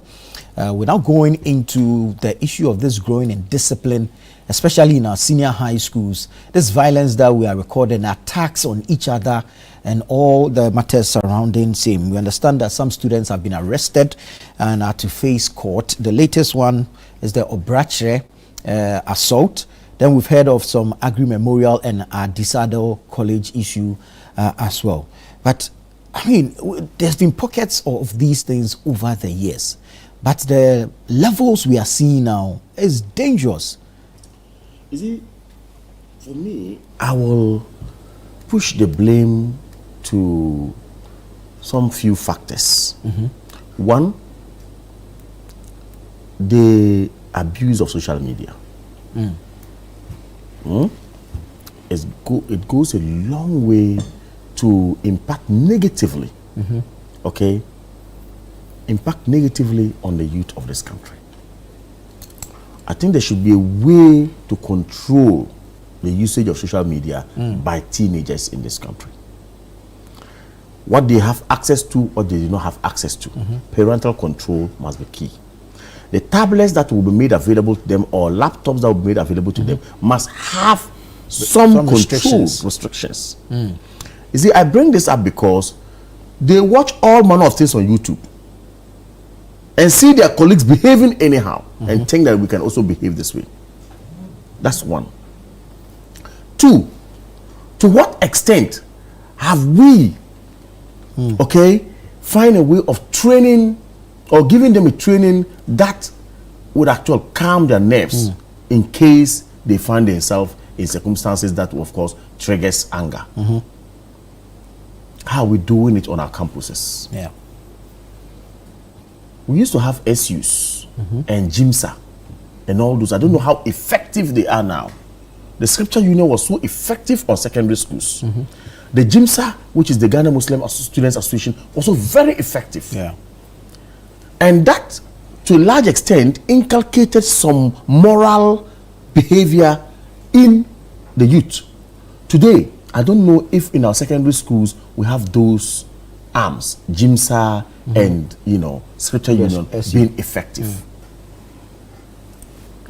Thirdly, the surveillance, the monitoring by senior house masters, by sports masters, or heads of sports, or PE. How are they doing that to control those who are athletes and sportsmen or sports women, and also control the spectators of them? How are we doing all this? So, but that boils down to all capacity training for our young ones, as it were. And lastly, do we need to have a look at our juvenile laws again in this country? That will go a long way to put some fear in the young one. History has it that the Champion regime brought out the information of what we call the Akwalaboni school. So every child was afraid, they will take you to Akwalaboni. You know, that kind of thing, that fear was in them. It's not necessarily to tell them, you will be punished. Today we have juvenile laws that says that, if, of course, he's a lawyer here, they don't know better. They'll tell you that when you are 11, when you are 12, and commissions a crime, the law says go free. And we talk about it and everybody knows. So every child thinks that, oh, for me, even if I do anything, nobody will arrest me. Especially with the emergence of social media, they see all these things on it. And they are emboldened. Have we been able to tell that there are some punitive measures aside even that you will not be punished? Yeah. These are things we need to actually educate them on. And I would appeal to motivational speakers who go to our campuses. I would appeal to our teachers, headmasters, to strengthen this Scripture Union and GIMSA and whatever that we do have, okay, in order to prepare the minds of the child, okay, against some of these nefarious activities. Yeah. If we do not do this, I think we are going somewhere that we don't have to go. Then the usage of drugs is also something we need to look at. Trust me, it's coming to a point because of modernity. People think some things are actually taken for granted. I mean, should be taken for granted. We heard of the red. Young ones are taking it. Yeah. We heard of, what's the name? Tramol. There was this crackdown in Tamale, and of course, I just support it largely. People are selling it. Young ones are selling. People are selling to young people. The abuse of marijuana and all that. Whatever that will come, move them from the normal being they are to a particular state, we need to fight it. So I think there is a holistic approach we must actually give to. The young people that we are getting today, frankly speaking, are so enlightened because those days we didn't have access to, most of us didn't have access to, what's the name? Social media. In fact, in secondary school, you didn't even know what it was mobile. There was no mobile phone even. Yeah. Today, the child goes to secondary school with a mobile phone and put in the dormitory. Hide it. Even when they say it's not allowed. And then when they get back to the dormitories, nobody watches. They go to watch all manner of things. So I think that we need to put together, again, there are mechanisms already in place. How do you fine-tune them? And how do you make them workable? So that all of these things would actually be fought and fought well. Once again, this is not politics. When I saw the video of the young ones attacking their colleague, indeed, in fact, I felt sad. They were stepping on their colleague as if he had committed a crime. Yeah. That was so unpardonable. And I asked myself, oh, so do they even have some scintilla of, say, humanity in them? Do they feel for the other, for their colleague? There's some compassion in them. Because if a young one has that temerity I mean, that audacity to step on his colleague's neck, and doesn't care what will happen. I think that the training given to that young person, in terms of emotional control, need to be looked at again. Very well. Hamza, I mean, these rivalries have gone on since the establishment of education in this country. We know schools but they've been healthy rivalry, healthy competitions on the pitch, on the field of play. So how did we get here that now we are attacking each other? We are even vandalizing stadium property, even going to campus with cutlasses, exactly, and whipping each other. How can we come out of this? We saw the cracker challenge. Oh, Charlie. You see, Nana, sometimes we like to, what do I say, be diplomatic when it comes to many of these issues. But the bottom line, the root cause of what my brother just made references to, students stamping on each other, is failure of training in our homes. Completely. Indeed. This failure of training is not everything that we must put the blame on institutional, on our formal state institutions.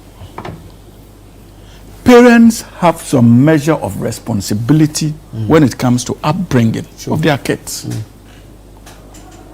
We need to ask ourselves critical questions, myself and him. We were not raised by any spectacular parents in terms of finances. No. We come from rural backgrounds.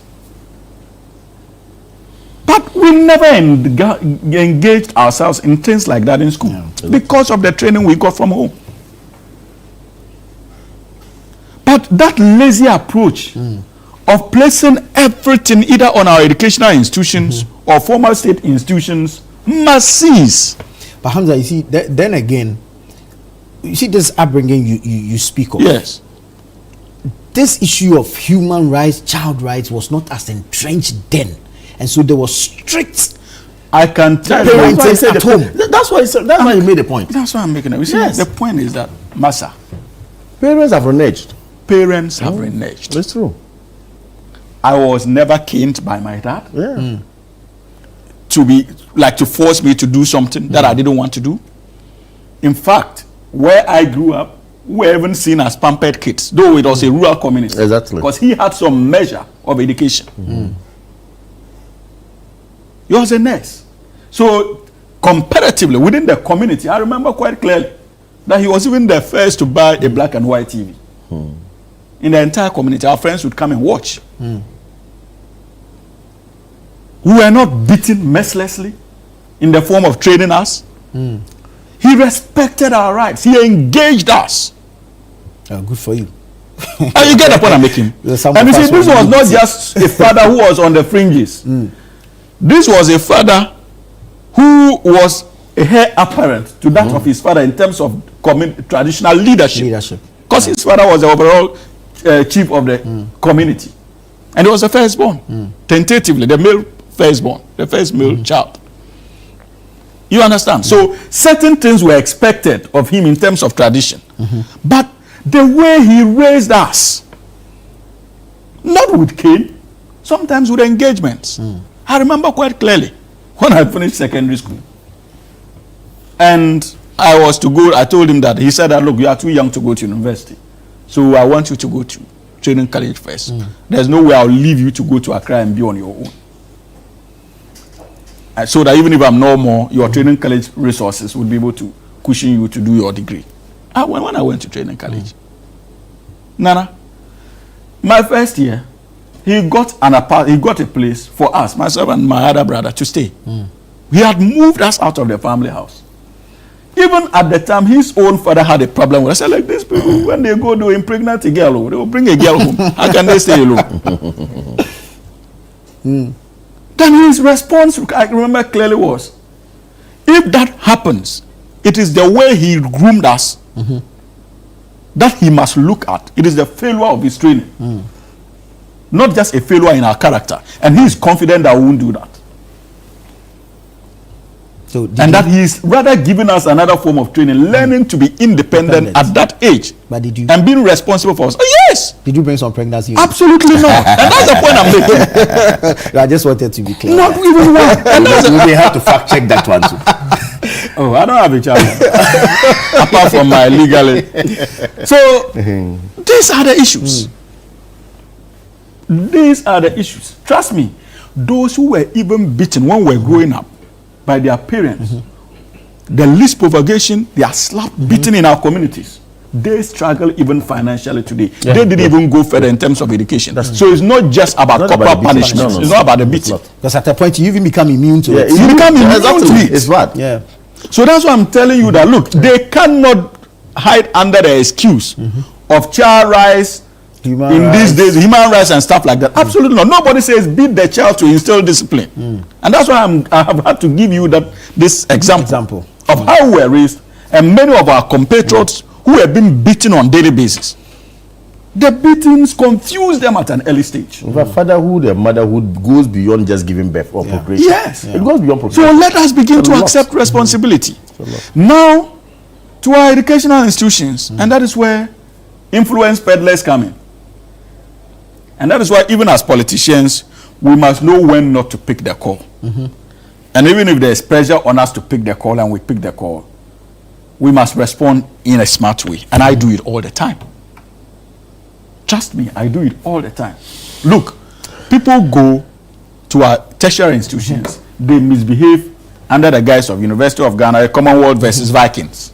I was a Viking. I never appeared in any of those engagements. Not because I was afraid. Oh, for goodness sake, I'm not now. If I need to fight, I would stand and fight. But I knew why. It's not my training. I knew why I was there. I knew why I was in school. And I knew I had a purpose. And I knew that whatever I did there could have serious implications for my future. God forbid. Assuming I go and get involved in something like that and accidentally kill a colleague. Is that a tack I can never shake off? Never. Never. You can never shake it off. You look at your kids in the future and know that, oh, my recklessness killed a colleague.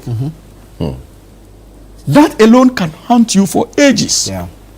And so, but when they are found on the wrong side of the law too, the schools themselves must not budge. When you say they are sacked, stick to your gun.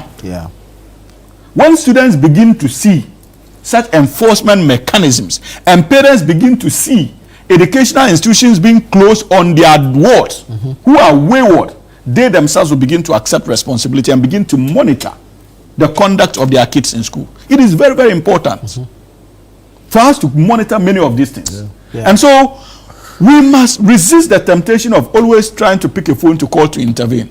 Look, I've had instances, you are talking about drugs menace. I've had instances where parents have come to me crying because their wards have been arrested because they are associated with these drugs, especially in the northern region.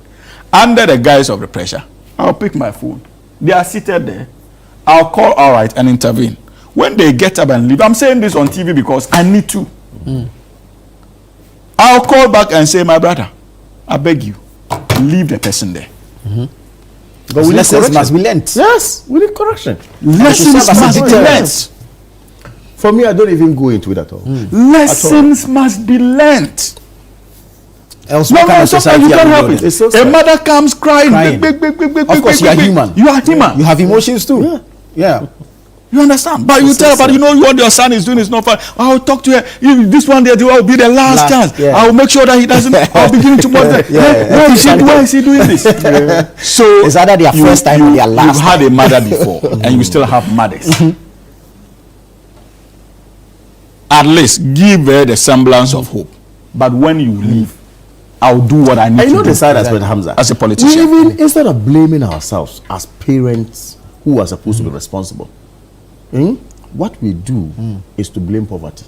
It's not about poverty. It's not about poverty. And I agree with you. It's not about poverty. It's about poverty. It's not about poverty. The mother doesn't have the no, it's not. It's not an excuse. It's about discipline. It's not an excuse. It's completely different. It's from not an poverty. excuse. And you see, I'm telling you, many a times, those who engage when we're in school, many of the students who were leading these discussions or these violent attitudes were from very comfortable homes. Yeah, a lot. Indeed. Ask me, because that's what I'm talking about there. That's why I had to make, I made mention about the home training. Yeah. Look, they engage in abusive behavior in homes and their parents don't even notice it. Exactly. Seriously.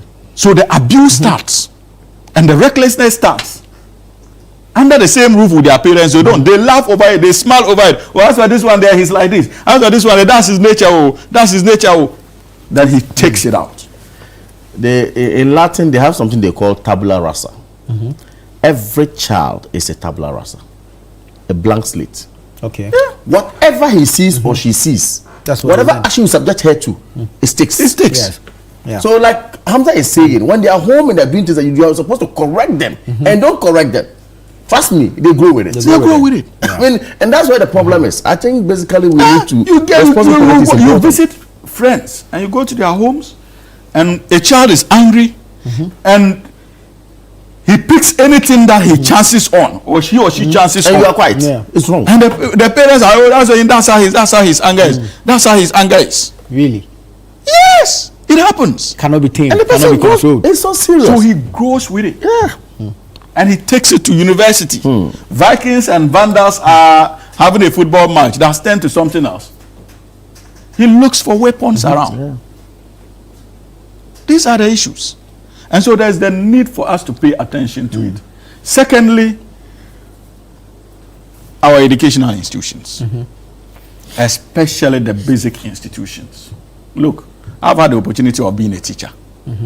And I particularly expressed interest in handling basic school because I needed to understand what I personally went through, even as a young student. Child.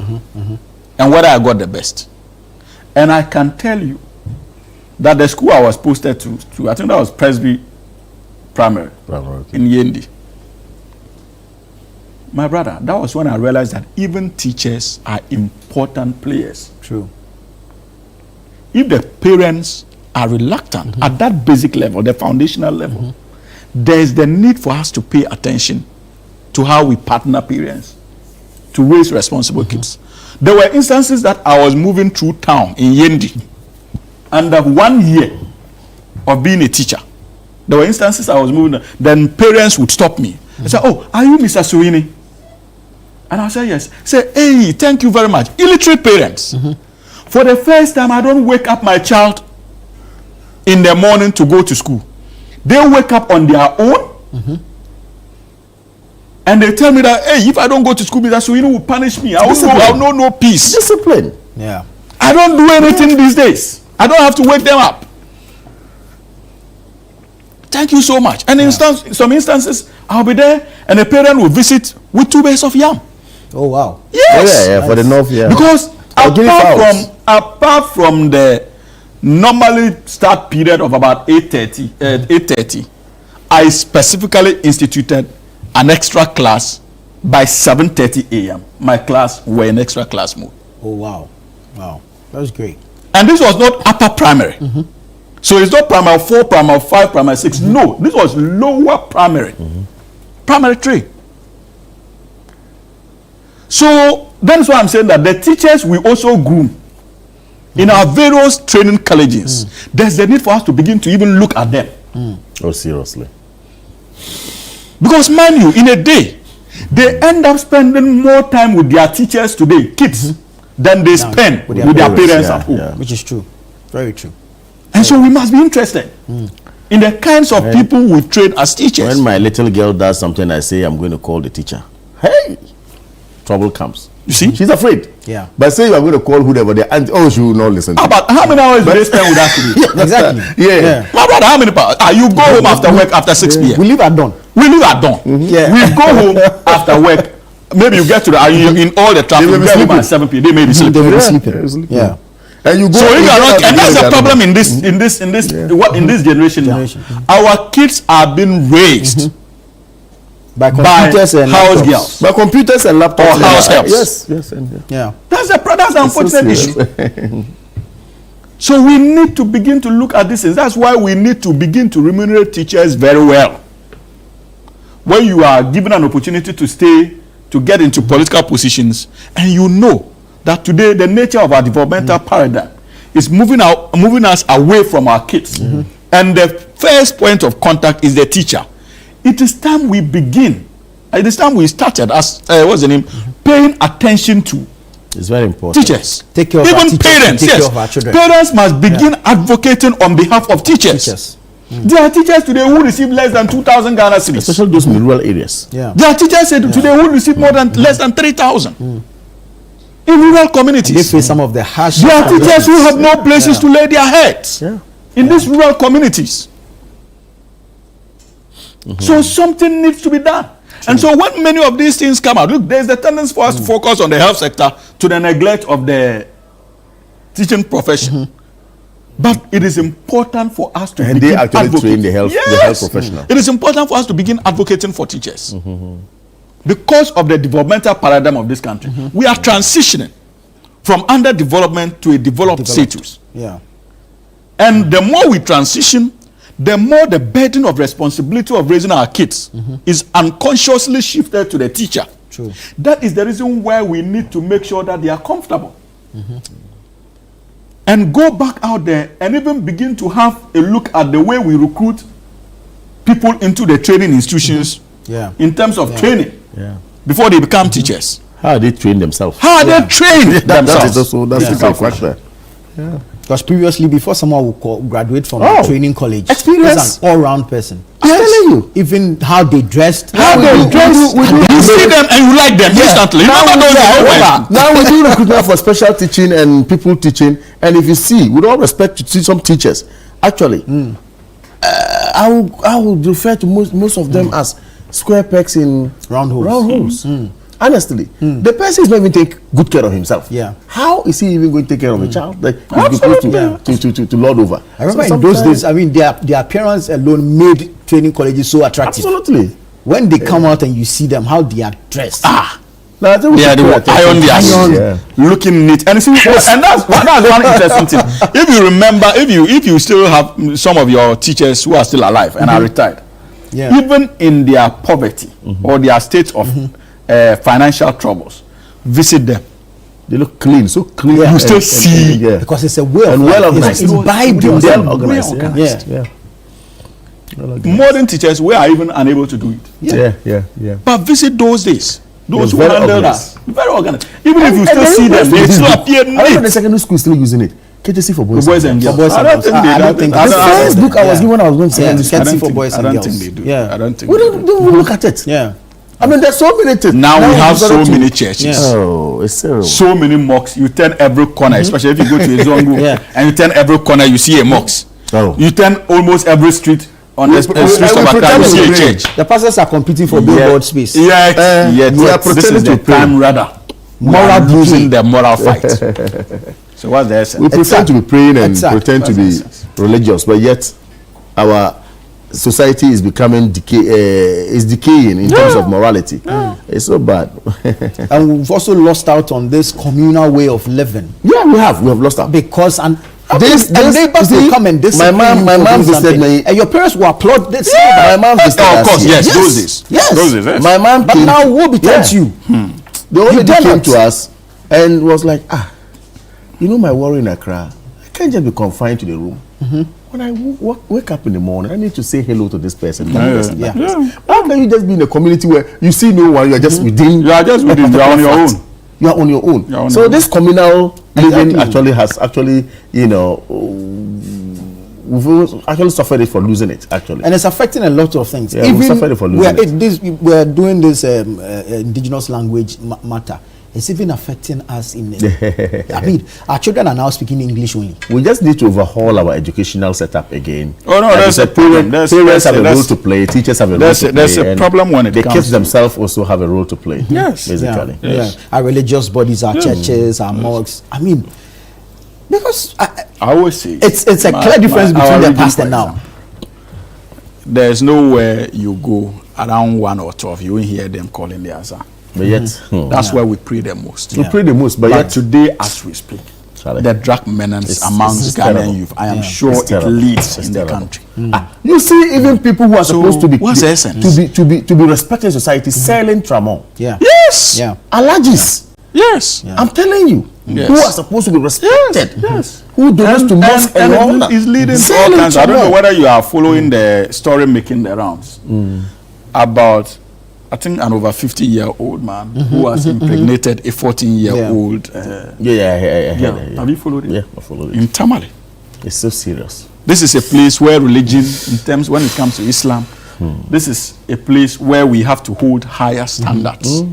Oh, it is. And I'm told there were even people attempting to intervene. It's so sad. Attempting to intervene to get the gentleman out of what's the name? Custody. What is happening? The influence 14-year-old problem. It's unfortunate. 50-year-old man, even if you are 24-year-old man, against a 14-year-old. That's a 10-year difference. And this is something that people want to protect. Complete defilement. What is happening? We are failing. And it's dangerous for the next generation. So no wonder our kids are behaving this way. I think we need to overhaul our entire system, look at it, put things right, and then we'll move on. And like Hamza rightly put it, I think that the parents have a role, teachers have a role, and the kids themselves must be given that proper care so that at least they also think right. We all have a role to play. Hopefully we turn the corner and we see some changes in our society. But thank you so much, Alhaji Kamaldeen. Thank you so much, Hamza Suhini. This has remind him that he's fasting. So this propaganda and needless politicking is no good during the month of Ramadan. Please. Very well. As for him, the last time I checked, he was a pastor. He doesn't fast. Pastors also fast. Pastors also. Okay. What I'm trying to prevent. So we are all fasting. We are all fasting. But thank you so much, gentlemen. Thank you also for joining us. Don't go away. The show continues after this.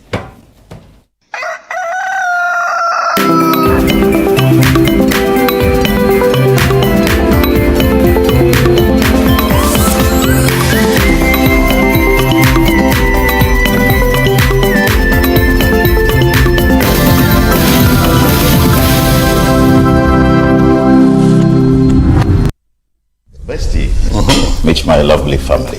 I mean, we can do that whilst I'm seated and eating. Let me pray on the food before we eat.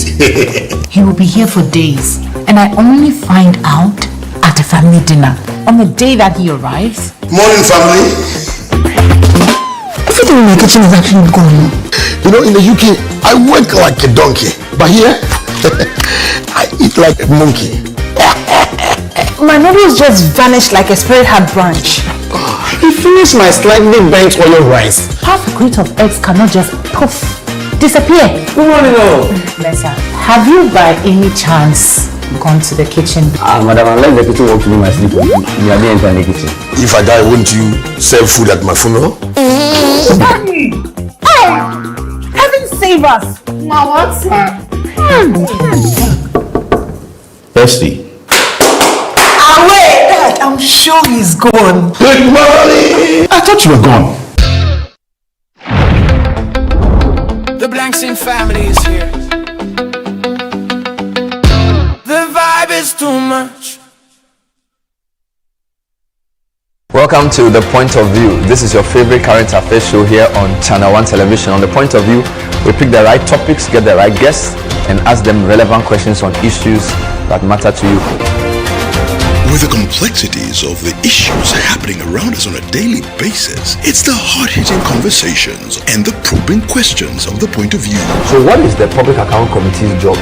So what we do is to scrutinize, clarify, and find out why certain infractions have been made. What do these IMF programs try to do? The current program is for budget support. Okay. There are no projects attached. That teases apart the twisted entanglements of politics and governance, as well as religious and social discourse. The Point of View brings you the policymakers and duty bearers and drills down to the very bottom of issues. What authority do you have? The Point of View airs every Monday and Wednesday at 9 p.m. only on Channel 1 TV. We are gearing up for the trip of a lifetime. Heritage Caravan 2026 from 1st to 8th March 2026, 8 days, 14 regions, 1 legendary caravan. We're touring Ghana in the most spectacular way on the Heritage Caravan, exploring the beauty, history, and stories that make our nation unique. Rolling out from Greater Accra through Eastern and OT up north to the Northern and Upper East and all the way to the Western region, hitting iconic destinations across Ghana. The Heritage Caravan 2026 will be fun, educative, refreshing, and most of all, remarkable. Stay connected. Follow Channel 1 TV and 97.3 City FM across all social media platforms for updates and join the conversation using the hashtag Heritage Caravan 2026. The Heritage Caravan 2026 is powered by Channel 1 TV with support from City FM. And it's proudly sponsored by Holland Insurance, Piva Beverages, Omni Basic Bank, Caveman Watches, Gino, Gigi Shito, Goyle, Mini Mini Achumo, and Admi Granite Paste. And it's supported by Nana's Rice. Heritage Caravan 2026, experience Ghana like never before.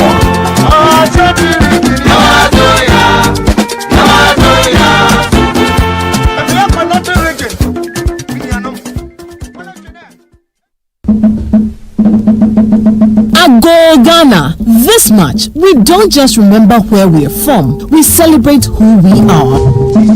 Our stories, our culture, our rhythm, our pride. And it all begins with an evening designed to set the tone for an unforgettable Heritage Month. Join us as we officially launch the Heritage Month 2026 in grand style, color, and culture. Date is Wednesday, 25th February 2026. The venue is the Channel 1 TV Gardens. The time is 5:30 p.m. prompt. It will be an evening of culture, conversation, music, fashion, and storytelling as we unveil the exciting lineup of events and programs specially curated for you this March. From powerful cultural experiences to engaging community moments to celebrations that connect generations. The Heritage Month 2026 promises something for everyone.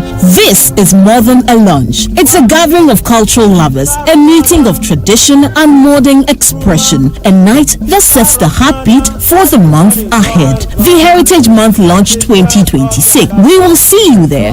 This event is strictly by invitation.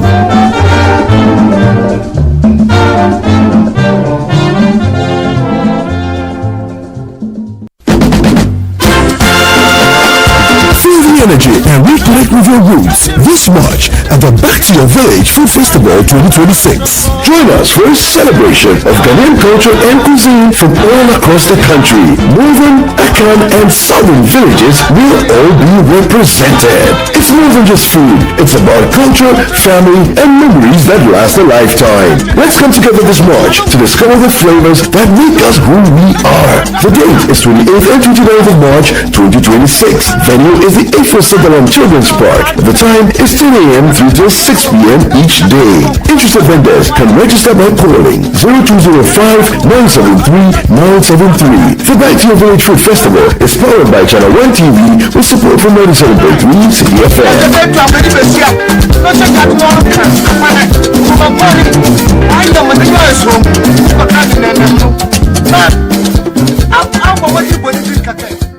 Welcome to The Point of View. This is your favorite current affairs show here on Channel 1 Television. On The Point of View, we pick the right topics, get the right guests, and ask them relevant questions on issues that matter to you. With the complexities of the issues happening around us on a daily basis, it's the hard-hitting conversations and the probing questions of The Point of View.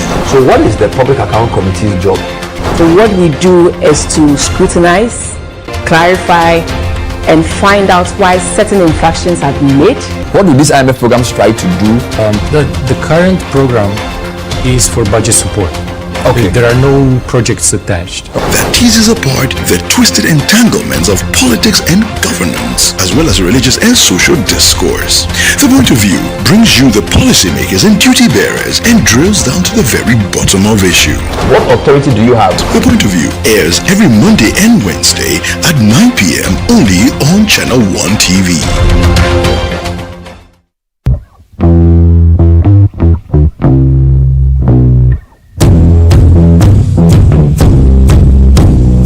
Habibi, my people, welcome to Dubai. My name is Sheikh Alkal bin Maktoum.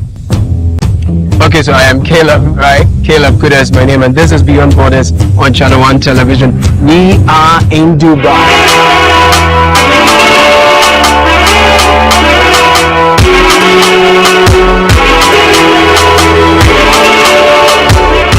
So join me. Let us explore the allure, the beauty, and the reality of life and living it in Dubai through the eyes and the experiences of our compatriots. Imagine 6 people, 10 people sharing a common room together. If you're not to no, we complain there in the sense, why do I share one rooms now? It doesn't smell pleasant. We're haunting no complaints now. Be bringing to the fair no too. Dubai is one of the most organized, highly resourced, and well-endowed countries you would find. You've been here for 7 months. Yes. Without a job. Yeah. How's it like? So hard. Tell me about it. Struggling, renting and feeding is so hard. Every frame per second of their lives in Dubai tells a story, and we've got it all captured right here on Beyond Borders, only on Channel 1 Television. So don't get told, don't miss out. Catch these compelling stories of Ghanaians in Dubai only on Beyond Borders on Channel 1 TV. Beyond Borders airs every Wednesday at 6:30 p.m. only on Channel 1 TV and is brought to you by Copen Hospitality.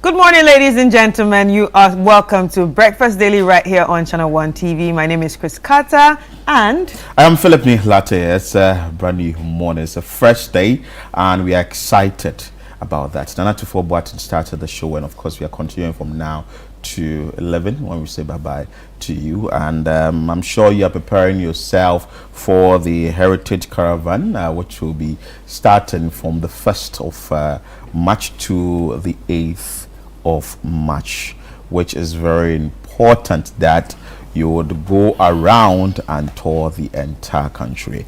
But it's just for a selected few because they were able to pay the money and they've been able to get on board. And we are just hoping and praying that in next year, that is 2027, you will also get a chance to be part of this a trip of a lifetime. So we just want to thank our sponsors for making this event a success, which is about starting in the month of March. The first is Hollard Insurance Life. We want to say a very big thank you to you. We always keep saying it here on Channel 1 TV. Without you, definitely this event wouldn't have been successful. And aside Hollard Insurance, we also have other sponsors as well. We have Omni Basic Bank and we have Piva Beverages. We have Admi Granite Paste and we have Guel. And well, we have Mimi Achobo and we have Gino, important one. We also have Didi Shito. Chris says that she's tasted the shito already, so I love it. You can get all the flavor from her. Piva Beverages, they'll be launching their product on the caravan. Nanes Rice, very important. Please and please again, this is also very interesting that at least you should be able to purchase Nanes Rice. Caveman Watches, because they are going to be the official timekeepers of the event. And Ghana Tourism Authority is also on.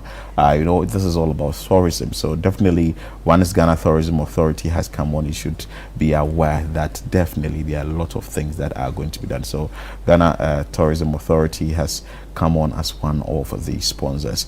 Starting on the 1st of March to the 8th of March. But we keep saying that as charitable and as generous as we are here on Channel 1 TV, bringing you the sight and sound. So you want to follow the caravan here on Channel 1 TV and also follow it on all our social media portals.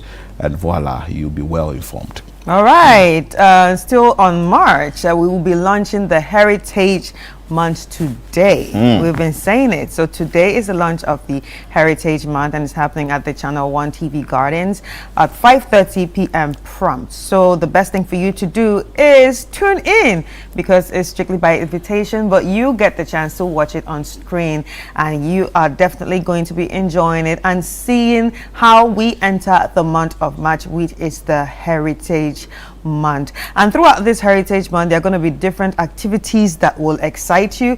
As Philip has already talked about the Heritage Caravan, we are going to also have the Heritage on Air series, where we are going to be discussing a lot that has to do with the history of our country on TV and on radio. So it's definitely, you have to stay tuned throughout this month. And the most exciting one too, we have the Back to Your Village food festivals, one of the biggest food festivals that happens in the country, and this is the only food festival that takes you back to your village, back to your roots. Eat those foods, those original foods, you know, that you have always eating as a kid, and say you've moved to an urban area and you don't know how it tastes and you miss those tastes. We're taking you back to your village for you to get a taste of it, and it's going to be happening at the Ifwa Sutherland Children's Park from the 28th to the 29th of March 2026, 10 a.m. to 6 p.m. daily. You definitely do not want to miss this. And we also still have spots for people who would want to sell food on that day. So basically, food vendors, indigenous food vendors, you can reach out on 0205 973 973 for all information. 0205 973 973 for all interested vendors of indigenous foods who want to register and be part of this. This is brought to you by Channel 1 TV and powered by City 97.3 FM. And like we said, it's all part of the, you know, Heritage Month. I want to say a very big thank you to all our sponsors of the Heritage Month. We have Admin, Granite Paste, Omni Basic Bank, Holland Insurance, Gore Energy, Caveman, Gino, Piva Beverages, Mini Me Achomo, Didi Shito, and Nanas Rice. Thank you so much for holding us down throughout the month of March. Yes, so I saw something interesting with what just got displayed on screen for the Back to Your Village Food Festival, and the Ghana soup. I'm not whetting your appetite this morning, but these are some of the things that you'll be seeing at the Back to Your Village Food Festival. If you haven't been there before, then this is the time you would want to be planning for that. And I say Abobitadi. Oh Lord, this early morning, Chris, don't bring the spirit down. Don't bring the spirit down, please. I know you are in your office.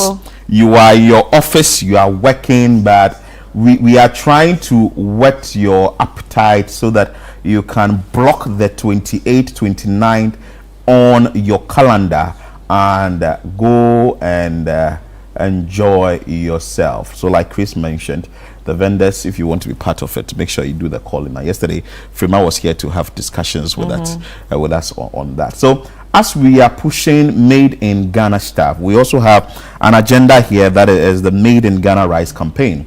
So the Made in Ghana Rice campaign is very important. It's a campaign that we are championing here at City 97.3 FM and also Channel 1 TV. And it's Eat Ghana, Build Ghana, Eat Fresh, Eat Ghana, Build the Future. You understand? So fresh from our farms to your plate. This is in partnership with Agri Impact Limited, MasterCard Foundation, and also the 24-hour economy.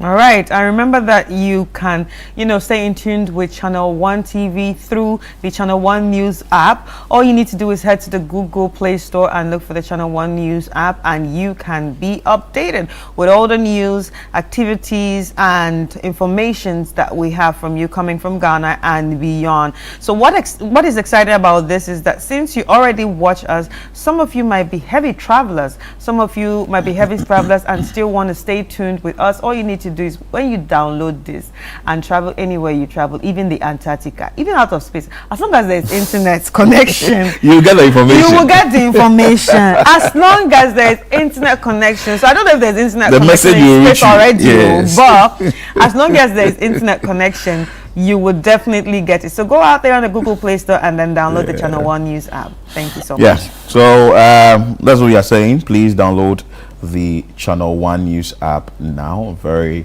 very important, because if you do not have the Channel One News app, then certainly you are not part of whatever we are consuming as Ghanaians and maybe people outside Ghana, because we give you information everywhere. Now let's move straight into the trends.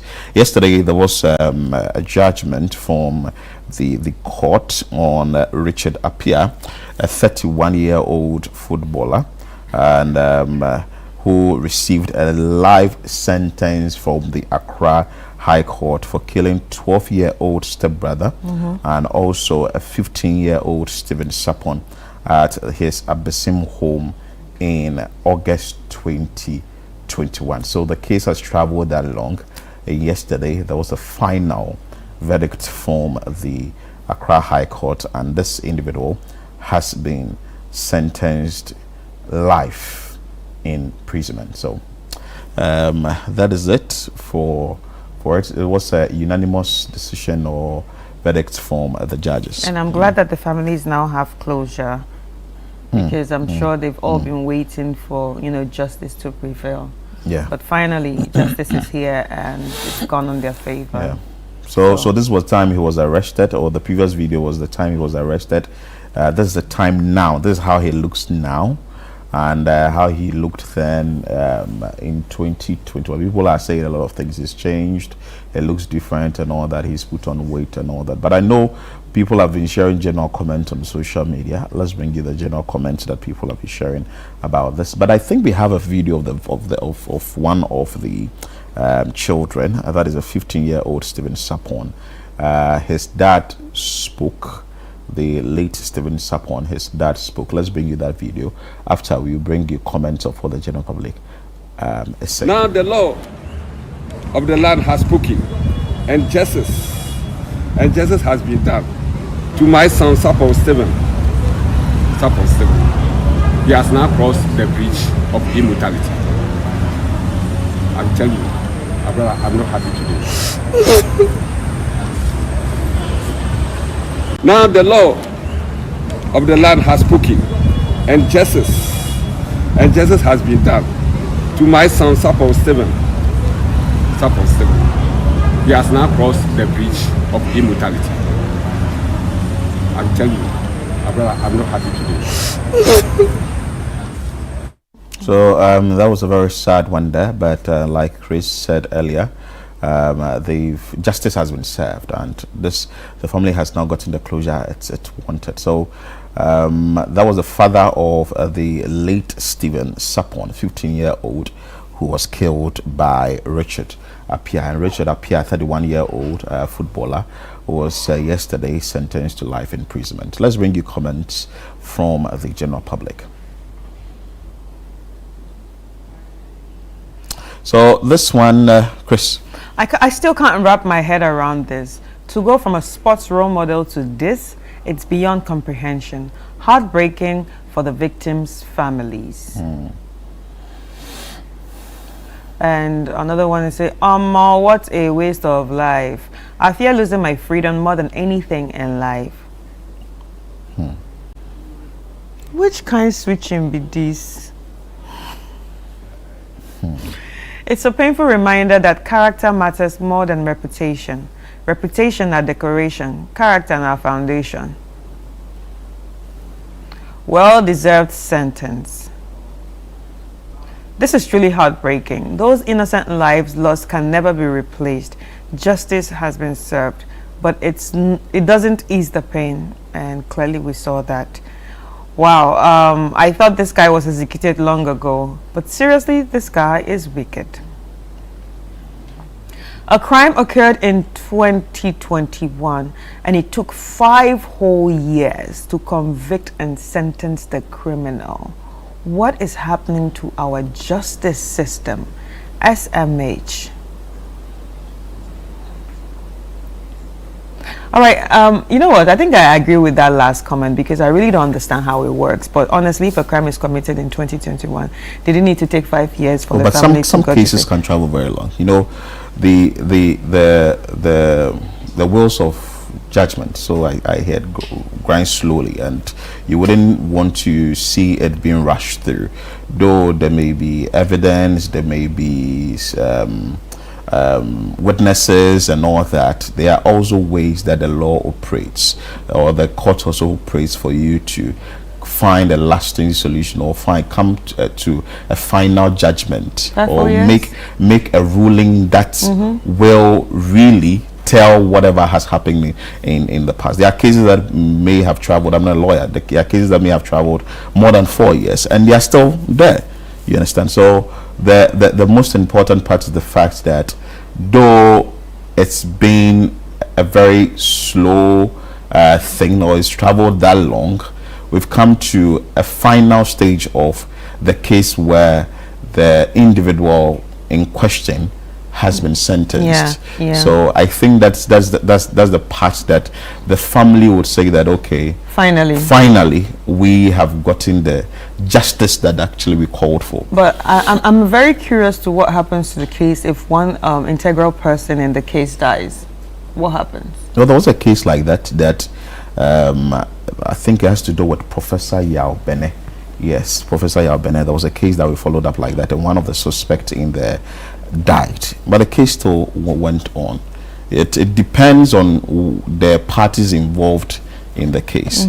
You can have a suspect who can also bring in another name. You understand? But I'm not a lawyer, so I wouldn't want to go into details with these things. That basically cases can travel for a very long time and beyond the 4 years thing. So but we thank God that think justice that has yes, been so yeah. Though it may move very slowly, we are still going to get the verdict that is needed, and people should just trust the judicial system that we have in the country, that if a case is traveling that far, when everything is done right, certainly the families will get the justice that is needed. So that's it in this particular case. But yesterday in Parliament, so the issue of the no-bed syndrome, came up. Yeah, really so came up. Let's start from the beginning. The management of the Kolebu Teaching Hospital has announced that 2 doctors and 2 nurses have been indicted following their failure to provide emergency care to a hit-and-run victim, Charles Emisa, who eventually died after being turned away by 3 hospitals. So Parliament yesterday, and the issue was thoroughly in Parliament yesterday. The issue was thoroughly discussed with comments from Minority Leader, Deputy Minister of Health, Alban Gbadwin, and others. So let us check out the the video before we actually read this statement by the management of Kolebu Teaching Hospital. Humility, but with firmness of mind, I call on the Health Committee to be immediately empowered to do the following. 1, and Mr. Speaker, with your directive, summon the chief executive officers and heads of emergency units of the 3 hospitals involved. 2, demand production of triage logs, duty rosters, and bed occupancy records for that night. 3, establish conclusively whether the 2018 Ghana Health Service Directive was breached. And finally, determine whether professional misconduct or negligence occurred. If misconduct is found, sanctions must follow. If negligence is proven, prosecution must follow. If a systematic failure is identified, comprehensive reform. Mr. Speaker, we are retraining our emergency services staff. Mr. Speaker, we are both training the doctors as well as the staff. We are even training the security in the emergency rooms. Mr. Speaker, we are also extending this into the ambulance service itself. We are going to ensure that all the ambulances have the necessary equipment to save precious Ghanaian lives. I'll direct our committee on health to take all the reports that will come from the ministry the Kolobu Hospital or wherever, and go deeply into it. We have to take control. We need to inquire further into the matter, and we need to hold people accountable. This is one of the needless deaths we have experienced in this country. At the end of the day, I will urge the House for us to legislate on the matter. We need to pass an emergency care law. Emergency care law on this matter. When we say no bed in the hospital, what actually do we mean? A no bed could mean that there is no physical bed at the emergency. It could also mean that there is no blood if the managers anticipate that that patient will need blood, and so they want the person to go elsewhere. It could mean there is no a particular skill. For instance, an anesthetist is not there, and they think that that patient will require surgery. It could mean there is no theater space.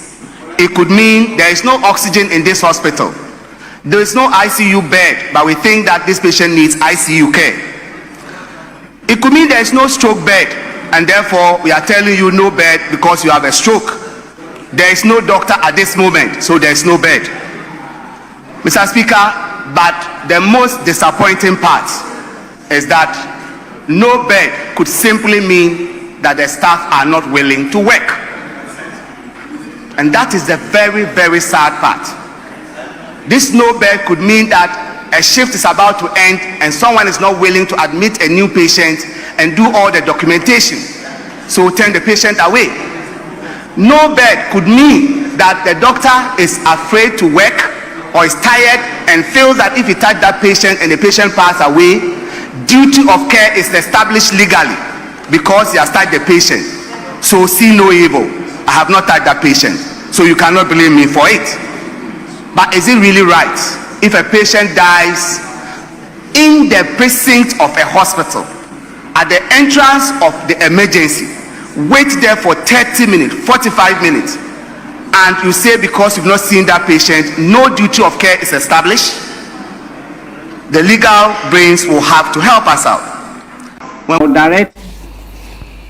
Well, that's actually quite unfortunate. Yeah. And then I also like what the last speaker said. Professor Titus Bayo, the MP for Lamusie, and also the board chair for Kolebu Teaching Hospital. And yesterday he also announced that there's going to be the introduction of the National Integrated Bed Management and Referral System, where it's going to manage the system. So we like what the ambulance service came here to say the last time when we had the interview with the Greater Accra manager of the ambulance service, where he mentioned that there should be a system that can manage the fact that you can easily tell whether there is a bed in a particular facility or not. That's how it's supposed to be, actually. So you wouldn't want to move the ambulance from, say, someone point has A to B, and then realize, going there to realize that there is no bed. So I think that it's a step in the right direction that Parliament has taken over this particular issue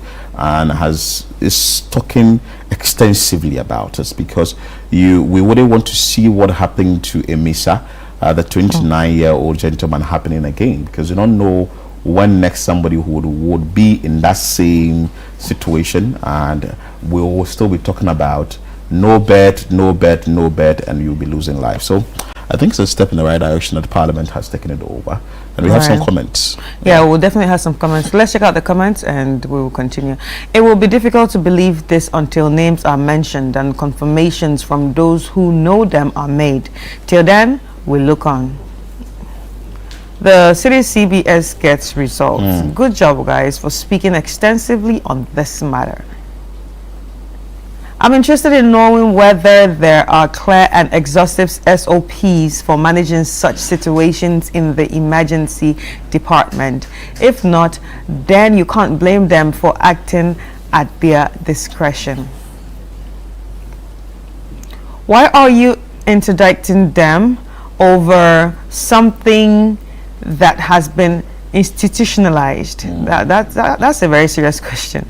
So I think that when I listened to the CBS this morning, the interdiction, when someone is interdicted, it's just for the person to step aside for investigations to go on.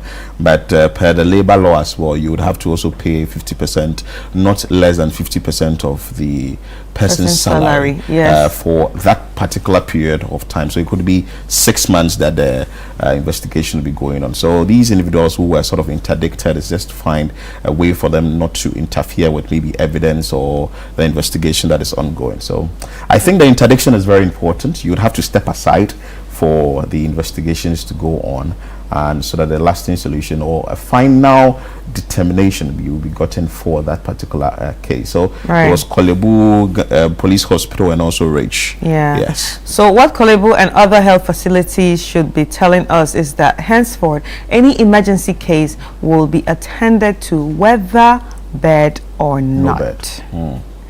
Yeah, these cases happen every day. I have witnessed some at Ridge and many at Kolebu. Why these two facilities? The city CBS get resolved. So this one says, I'm interested in knowing whether they are clear, and that was a particular statement that was actually done. And there's actually the statement from the Kolebu Teaching Hospital, the management of the Kolebu Teaching Hospital, talking about the interdiction of the 2 medical doctors and 2 nurses following their alleged failure to provide emergency medical care to the hit and run victim. In line with the established administrative procedure, a committee has been constituted to conduct a thorough investigation into the circumstances surrounding the incident and unfortunate death of the victim. Pending the outcome of the committee's work, the board and management call on all persons connected to the matter to cooperate fully with the committee to ensure a fair and transparent inquiry.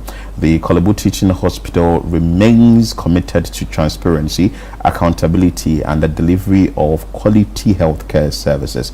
Furthermore, further information will be communicated upon completion of the investigation. So this was actually issued and signed by the management of the facility.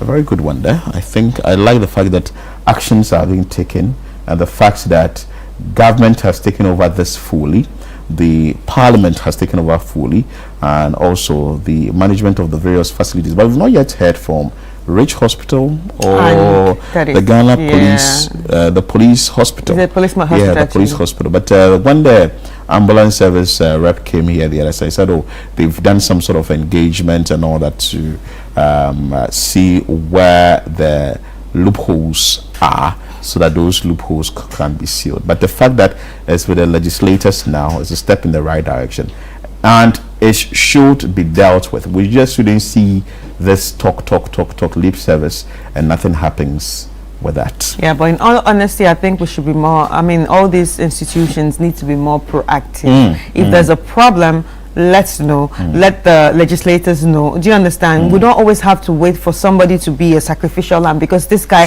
could have been saved. But now he's like, the sacrificial lamb, and then we are all talking about it, and there's something going to be done about it. But at the end of the day, his family is grieving. His family has actually lost probably a breadwinner. So we can't, it's not fun to be a sacrificial lamb. That's the truth. So, but then again, kudos to everyone working hard at this issue, and I hope that it's resolved and everybody get to benefit from whatever result comes out of it positively though. So anyway, that's what we have for Trend. Thank you for joining us, and let's check out the video of the day. I know that you hate me.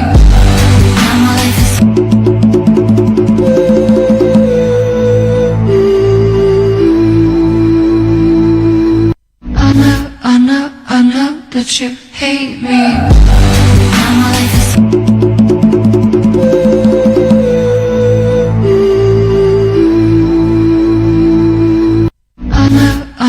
I know that you hate me.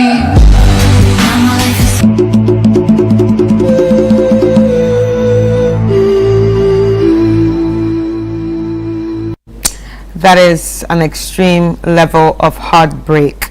There are different levels when it comes to heartbreak, but this one enters the soul, especially if it's your last cash that you used to buy those noodles. Is he preparing noodles? Yeah, he was preparing noodles. Which kind of noodle is this?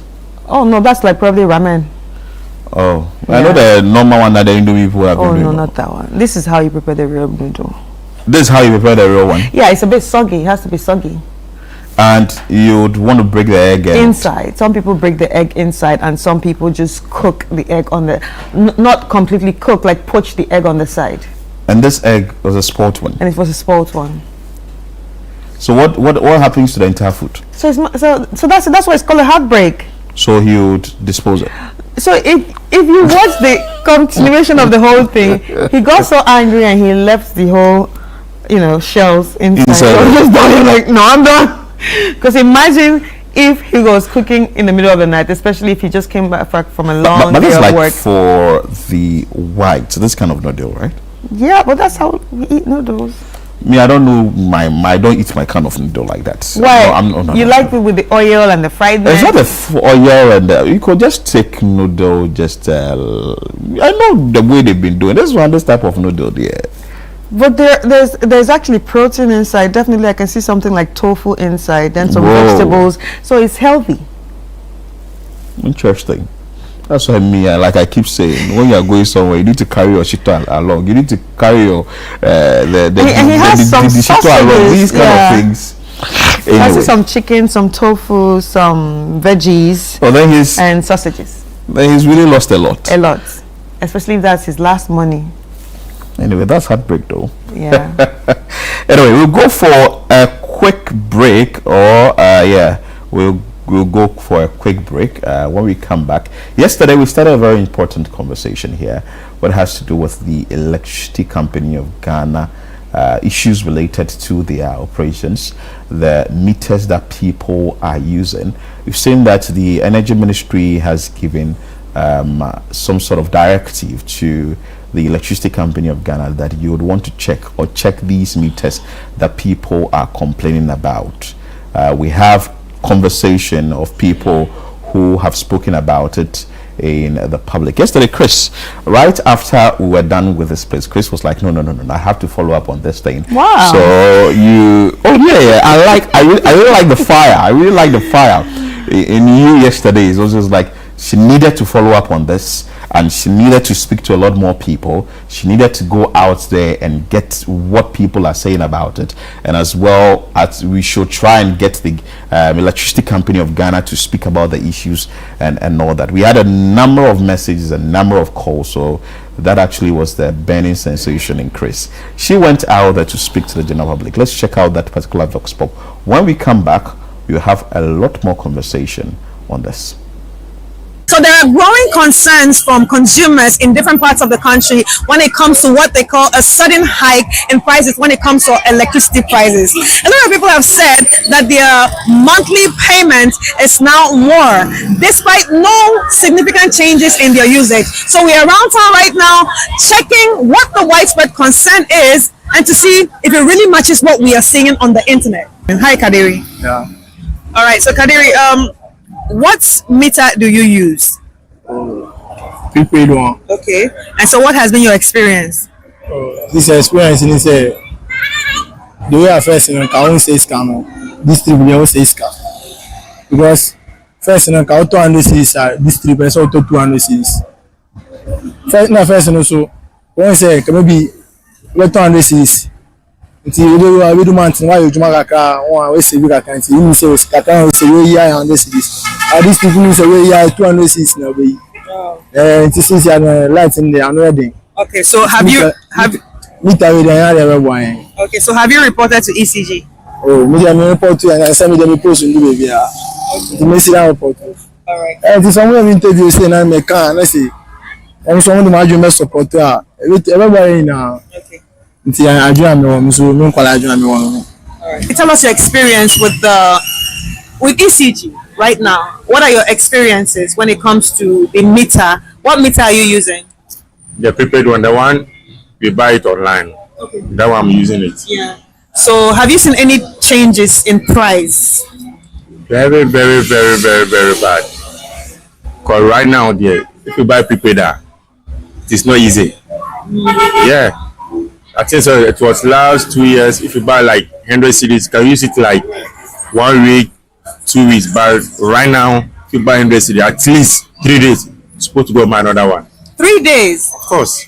You're not using any air conditioning, just light and normal phones. Yeah. Guys. Wow. So how is that affecting your pocket? How is that affecting the way you live? Damn, this one. Oh, this one. Like it drains us very, very, very much. Because when the rent of the shop is separate, these people it costs part the rent of the shop. Oh. Yeah, because it drains us very, very, very hard. All right. Thank you so much. As you heard him, the rent of the store even costs lesser than the prepaid that they actually buy. Hi, Yawa, how are you? Fine, I'm fine. That's good. So Yawa, a lot of people have been complaining about the recent hike in prices when it comes to ECG. Are you facing the same thing? Yes. So tell me, how much do you spend when it comes to ECG? Almost 200 cedis. Every day? Yes. Or every week? How? Tell us. Every week, 200 cedis. Every week, 200 cedis. And what do you have in your house? Only fan and one freezer. Fan and one freezer? Yes. Wow. And has it always been like this, or is something you just noticed? It's something we just noticed when the previous government came. That's what we are experiencing. Wow. Okay, so did they change your meter to a new one, or it's an old meter? It's new one. The new meter? Yeah. Have you complained to ECG? No. Why? Oh, who am I going to tell? Until you are doing the interview. Yeah. All right, still at the cold store, we are going to be speaking to Olivia, who's actually the manager of this cold store, and she's going to tell us her experiences. Hi, Olivia. Hello. All right, so Olivia, tell us your experiences when it comes to using the prepaid meter or the postpaid meter. Recently, whenever we buy from 1,000 to 1,500, it doesn't really last for a month. Then it goes off. So right now, it's very, very difficult for us to. So you're saying that before you could use 1,000 or 1,005 Ghana cedis for a month, but now it doesn't get up to that point. So which meter are you using? The new meter. The new meter? Yes. When was it changed? Last year. Last year? Yes. Okay, so you've been experiencing this since last year. Have you ever told ECG? Did you ever visit them? No. We haven't. You haven't, so you just swallow it in, take it in. Yes. Right. Okay, so what would you want ECG to do if they're watching this, in case they're watching this, or if you have any questions for them, what would that be? Right now, we want them to come and check our meters and see if there's a way they can reduce the price for us. We that we are managing the cold stores here. Okay. But does this affect you financially? Yeah, it does. Because right now, we don't really sell that much. Market has been very slow. So if there's no money, it's very hard for us to get enough to buy a prepaid. All right, ladies and gentlemen, there you have it. As complaints continue to mount, consumers are just calling for three simple things: transparency, accountability, and fairness. My name is Chris Carter, and this is Breakfast Daily. So that was Chris Carter, and speaking to the general public, asking them what their concerns are concerning electricity and all that. I think it's a good work you did, and you spoke to them. At least you've moved out of the office to ask them what is really happening concerning the electricity usage and also the meters. But fortunately, we have Charles Nia Ikwai, who is a general manager or external communications electricity company, joining us. Dr. Charles Nia Ikwai, who is joining us live for us to have conversations around this. Good morning, sir. Good morning. I trust you are doing well. By His grace, we are well. Thank you very much. Okay, you're welcome. First of all, I want to find out from you. Have you received comments or complaints like this at your facility concerning the so to say, new meters that you've actually fixed for residents or for commercial use? Yeah, thank you very much once again for this question and also for having ECG this morning. So, as part of our loss reduction program or project, we undertook a mass replacement of obsolete meters. We changed some of our meters which were postpaid to prepaid, and as you may be aware, after 10 to 15 years, it's important that we replace our meters. This is also because at a certain point, the meters would start to malfunction. They will not be able to capture the right consumption of our users. So yes, we undertook this mass replacement, and of course, it came with some of these complaints from customers. Okay, so now that you're hearing the complaints, how does that make you feel? Because it's become one too many. The ratio of the people complaining seems to be more than the people not complaining at all. I mean, we can all feel it on social media, and obviously when we went out there, it seems like everybody we spoke to had something to say, and it feels like there's a sudden hike in price. So what do you have to say about it, and how does that make you feel? Okay, so let's put this in context. For instance, ECG only implements tariffs. So if there's an adjustment in tariffs from the PLC, we implement it. That is different from a meter capturing the right usage of a consumer's consumption. These are two different things. So if it is about the meter, we have done a lot of education informing our customers that these are new meters, very smart and intelligent meters, capturing the actual usage and consumption of our customers and what they do or what they use. If there is any issue of the amount involved in terms of purchases, I spent 200 and now I spend 300 or 400, then we can look at a PLC tariff adjustment. So these are two different issues.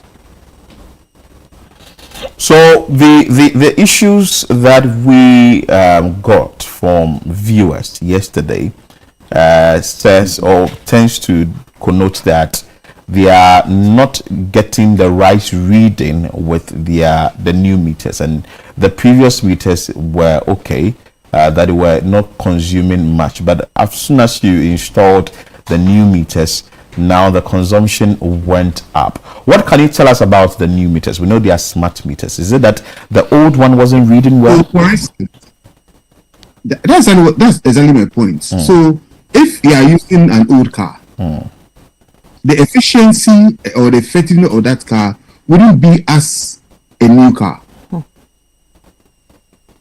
Are you getting it? So if you are using an obsolete meter, not able to capture the correct readings, that's what you are going to experience. And if you have a meter which is smart, able to capture accurate readings, that's the other experience you're also going to have. How many will you say, put it into numbers, will you say that you've received when it comes to the complaints on this at your various offices, maybe nationwide? So I cannot put a figure to it. I wouldn't want to speculate. But of course, when it comes to behavioral change or even change management, when you introduce something new, you are going to have such complaints or reaction from customers, which I agree. We've accepted and we've intensified our education or campaigns, educating our customers that, look, the meters we were using previously are meters that were defective. I mean, they were malfunctioning. They were not capturing the right consumption readings and all of that, and that was affecting our revenue. And we need to change. Apart from it affecting our revenue, the fact that by law you are to replace after a certain period, we also have to go by it, so that we can capture the right readings or the consumption of our users. Do you have men or personnel at your facility that visit these complainants or people who come in to complain to inspect the meters that they are complaining about, and maybe if there are ways you can get it resolved? How do you go about it from the Electricity Company of Ghana? Excellent. So, for instance, last week, let me give you a scene. Last week, I received a complaint from a customer within the Dansman district. So she lives around the Ave Maria area. So I informed the Dansuman district manager. He dispatched his team to go and inspect. Later realized that there's a meter tampering. Another customer or a neighbor within the same compound house has tapped into the under customers and was actually using or drawing power from that customer. So these are some of the issues that we face. So when we investigated, that's what we saw. There have been issues where, because of bad wiring, bad earthing, use of unapproved technicians, has also resulted in some of these things. So we've encountered, investigating, realized that yes, sometimes there are some defects, and we've encouraged our customers to report to the nearest district office. And when we investigate and realize that this is coming from ECG, we immediately replace those meters. Okay, so and we have some of our duty is to put it. Okay, you can continue. Yes, we have our staff within some of our units responsible for visiting our customers, visiting their premises, and checking the integrity of their meters. Right. So when we went out on the streets yesterday, a lot of people said they couldn't go to ECG, or they couldn't come to report to ECG, basically because of how ECG might respond to them. And also when we opened the phone lines yesterday, and you know, the messages we got from people, and one user said that when he or she reported to ECG, they were just told that there was a leakage, and they left it at that. No other recommendation, no other direction on what to do. They just said it's a leakage and just let it like that. So in that situation, what is the person supposed to do? Well, I'm surprised the ECG officer just told the gentleman or the lady that is a leakage. The officer is supposed to follow up. As I said, there was a complaint from Dansuman, and then the district manager dispatched the team to go and check. There have been complaints from other districts, from Achimota and all of these places, and they've dispatched for the customers' issues to be resolved. So if we can get the customers' contacts, we would follow up and ensure that staff is brought to book, because they wouldn't just tell you it's a leakage. So it will be further investigated. Yes. So will you say that with these new meters, they are reading perfectly well? If everything in your home is well checked, it works perfect, and there isn't any problem with these new meters that you fixed as Electricity Company of Ghana? I'll say yes. Only the caution that is also a machine.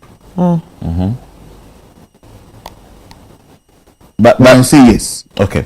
So now others also say that we come to your facility, we take a very long time before we leave the place and eventually the issue is not being resolved. I want to find out from you, are you overwhelmed? Are the complaints too many that you don't have enough men to deal with them? The complaints are not too many. We always attend to our customers. We also have other platforms or channels by which you can reach out to us.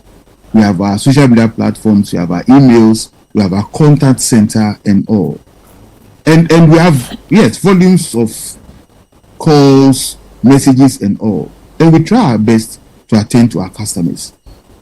The issue about delays and all, I mean, ECG is an human institution, and I wouldn't even fault the customer. Well, for instance, a customer reports, you ask the customer to accompany you to their premises, and they tell you probably they have to go to the market, they have to go to work and all of that. Sometimes you call the customer, the customer tells you, I'm not available. This is not to shift any blame, but these are some of the realities.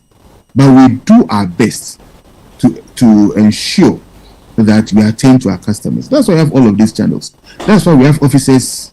We have a certain program that like the clinics that we organize at some of our markets and other centers, receiving customers and take them through some of these issues. Visit their premises, even though sometimes they are very hostile to us. We just tell them we are coming to check the integrity of our meters. We don't have issues. We've also introduced the franchise officer system, where the franchise officer not only come to read the meters or to share bills and all, but also to come and check the integrity of our meter and also interact with our customers.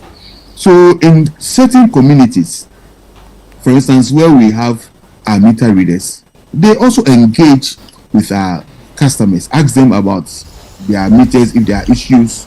And with our engineers to our technicians, they are also available to check, especially where it's beyond the customer. Because sometimes the customers have their own electricians that they invite to their homes to check 1 or 2, 3 things about their homes. But we also come and investigate. And when we find out that this is beyond what the customer can do, we take it up on ourselves, we do the investigations. If we have to replace the meters, we do so. So these are some of the challenges, but these are issues that we've been managing for so many years and we continue to manage. The customers are our priority, and we never do anything that will go against our customers. Yesterday we got another complaint. There was a complaint on the theft of meters, and that if the individuals whose meters have been stolen come to your facility, you ask them to buy new meters. And one individual said that you asked that he should pay an amount of 3,500 Ghana cedis to get the new meter. First, I want to ask you, are the new meters being sold? And if yes, how much is it?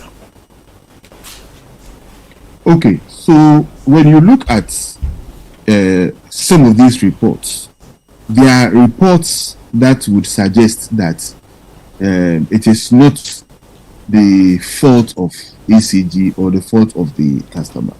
If it is as a result, if it's at the negligence of the customer, then you are asked to pay. If it is not if it's the fault of ECG, ECG replaced for free. So it depends on the situation. It also depends on whether it is a single phase or a 3-phase.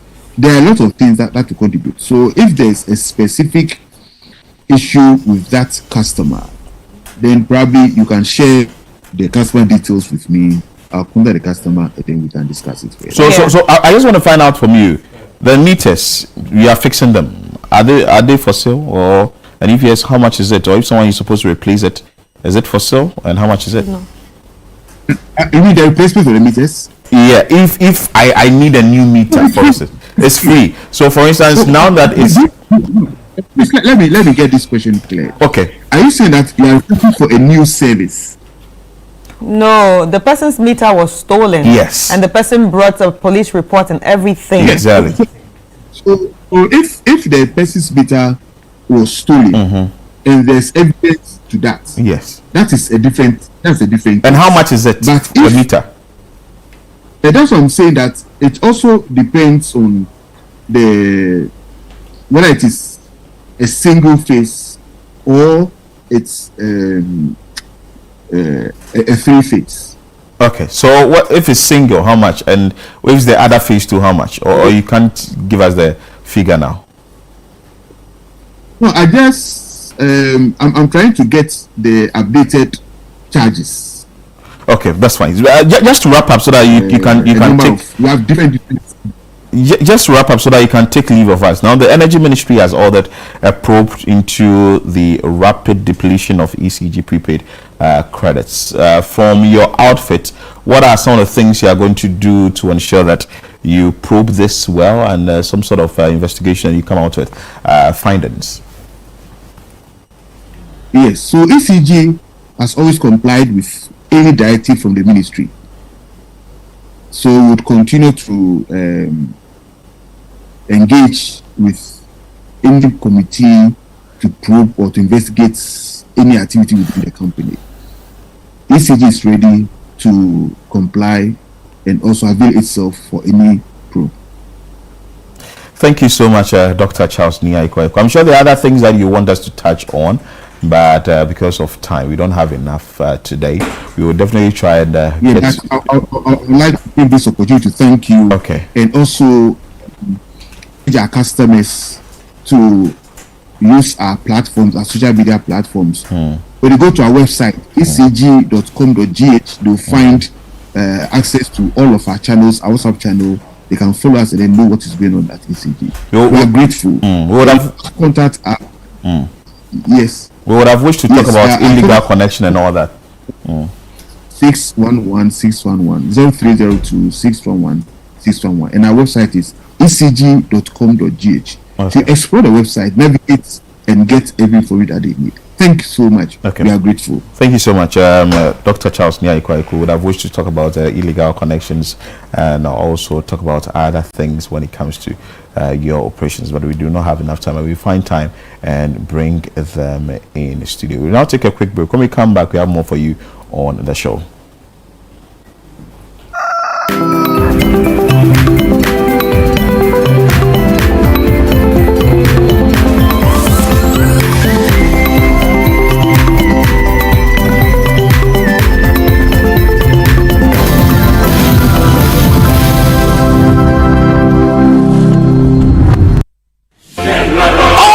Ready to revolutionize the future of agriculture? The Ministry of Trade, Agribusiness and Industry, in partnership with the Ghana Exim Bank, proudly presents the Ghana Agro-Tech Fair 2026. The fair will feature exhibitions, market linkages, masterclasses and workshops on climate-smart farming, digital tools and export development. Join us at the Black Star Square from March 17 to March 19 at 9 a.m. each day. The President of the Republic, His Excellency John Dramani Mahama, will be assisted by the Minister for Trade, Agribusiness and Industry, the Honorable Elizabeth Ofuswejari, and the Chief Executive of the Ghana Exim Bank, Honorable Sylvester Adina Mensah, to open the fair. Government agencies, agro-tech firms, startups, farmers, financial institutions, and the general public are all welcome. To exhibit or for inquiries, call 0559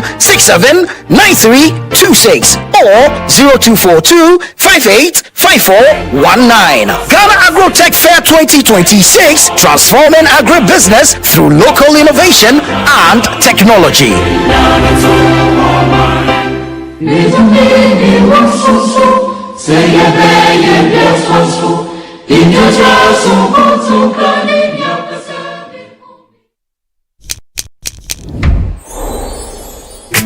Verna is clean, fresh and safe.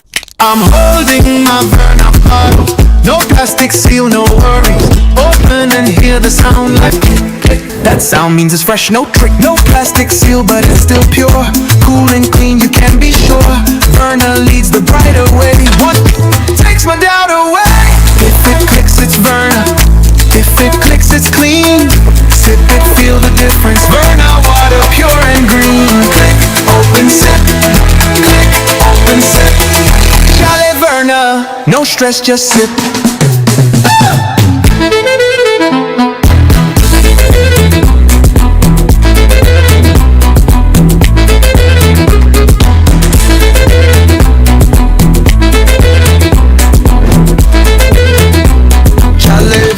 No stress, just sip. This advert is FDA approved.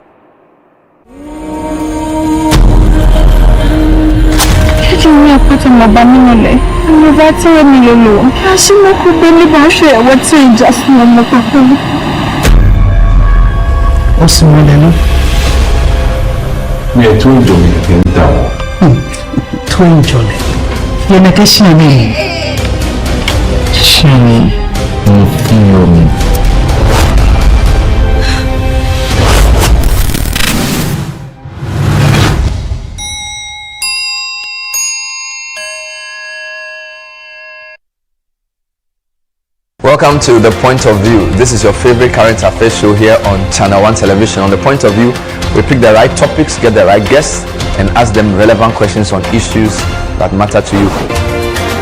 With the complexities of the issues happening around us on a daily basis, it's the hard-hitting conversations and the probing questions of The Point of View.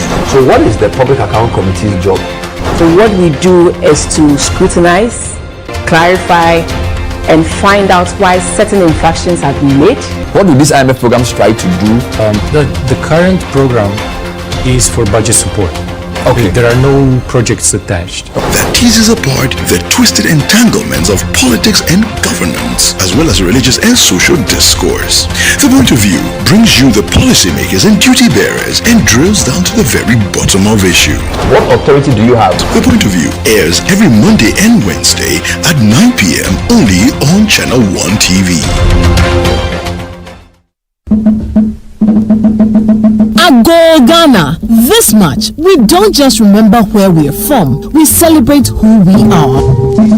Our stories, our culture, our rhythm, our pride. And it all begins with an evening designed to set the tone for an unforgettable Heritage Month. Join us as we officially launch the Heritage Month 2026 in grand style, color, and culture. Date is Wednesday, 25th February 2026. The venue is the Channel 1 TV Gardens. The time is 5:30 p.m. prompt. It will be an evening of culture, conversation, music, fashion, and storytelling as we unveil the exciting lineup of events and programs specially curated for you this March. From powerful cultural experiences to engaging community moments to celebrations that connect generations. The Heritage Month 2026 promises something for everyone. This is more than a lunch. It's a gathering of cultural lovers, a meeting of tradition and modern expression, a night that sets the heartbeat for the month ahead. The Heritage Month Launch 2026. We will see you there. This event is strictly by invitation.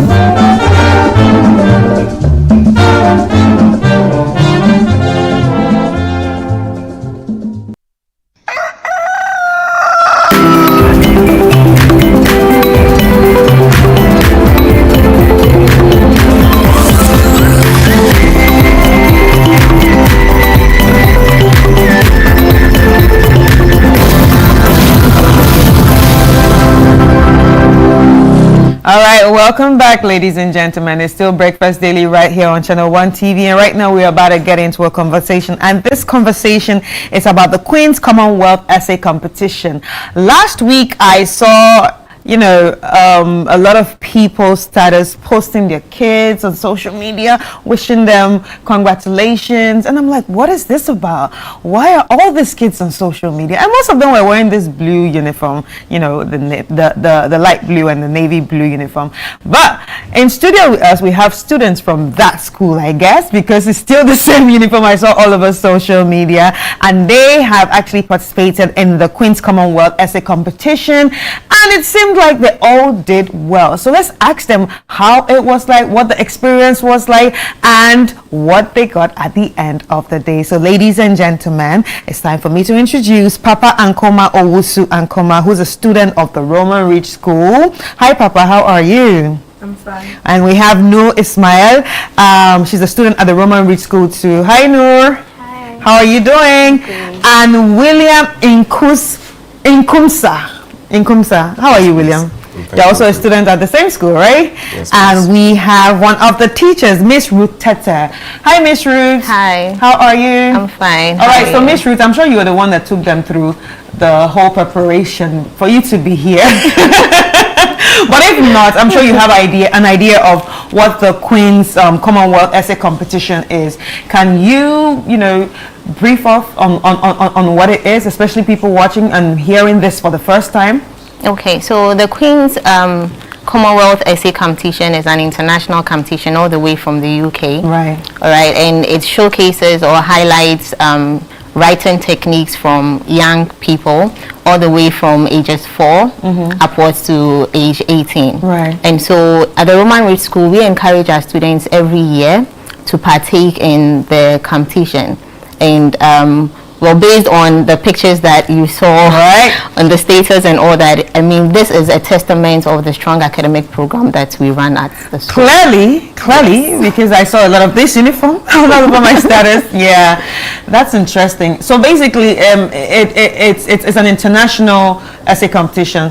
Is it only focused on the Commonwealth countries? Yes. It is about the Commonwealth countries, and so we had entries from the 54 Commonwealth countries. Right. That's last year. Yes, and out of all of that, we had 610 entries from the Roman Reed School alone. Yes, and out of the 610, more than half of that won medals. Right, yes. right. That's interesting. Now let's get to talk to them. So, Papa, how old are you? I'm 11. 11. And what was your essay about? And how many words were you supposed to write? So my age group was supposed to write 750 words. 750 words for ages 11?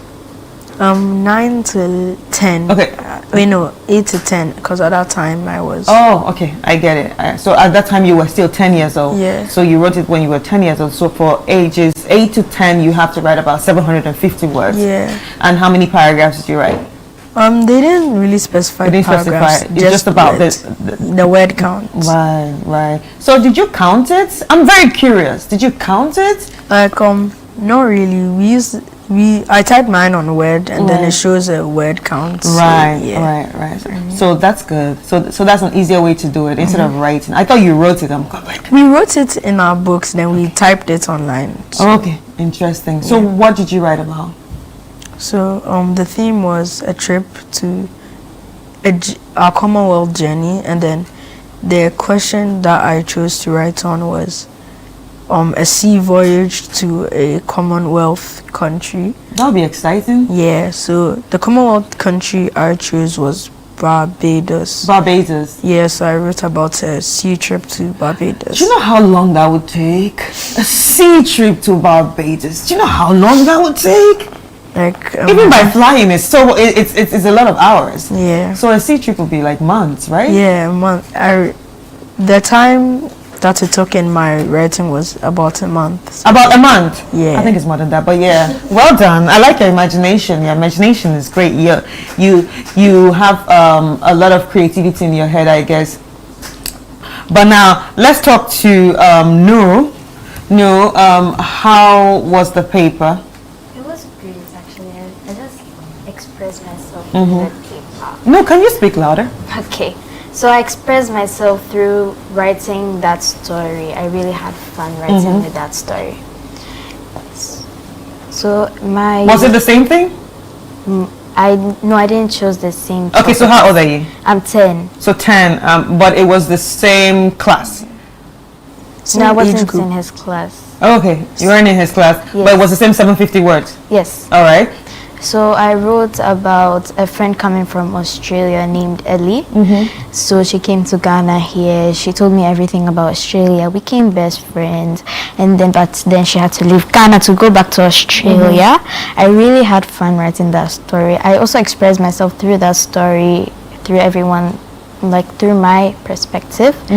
And then she went back to Australia, and then I also said how I felt when she went back to Australia. But did it happen? Did you have any friend coming from Australia? No. It was all imaginative. All imaginative. Oh, that's nice. That's very exciting. But how long did it take you to prepare for it?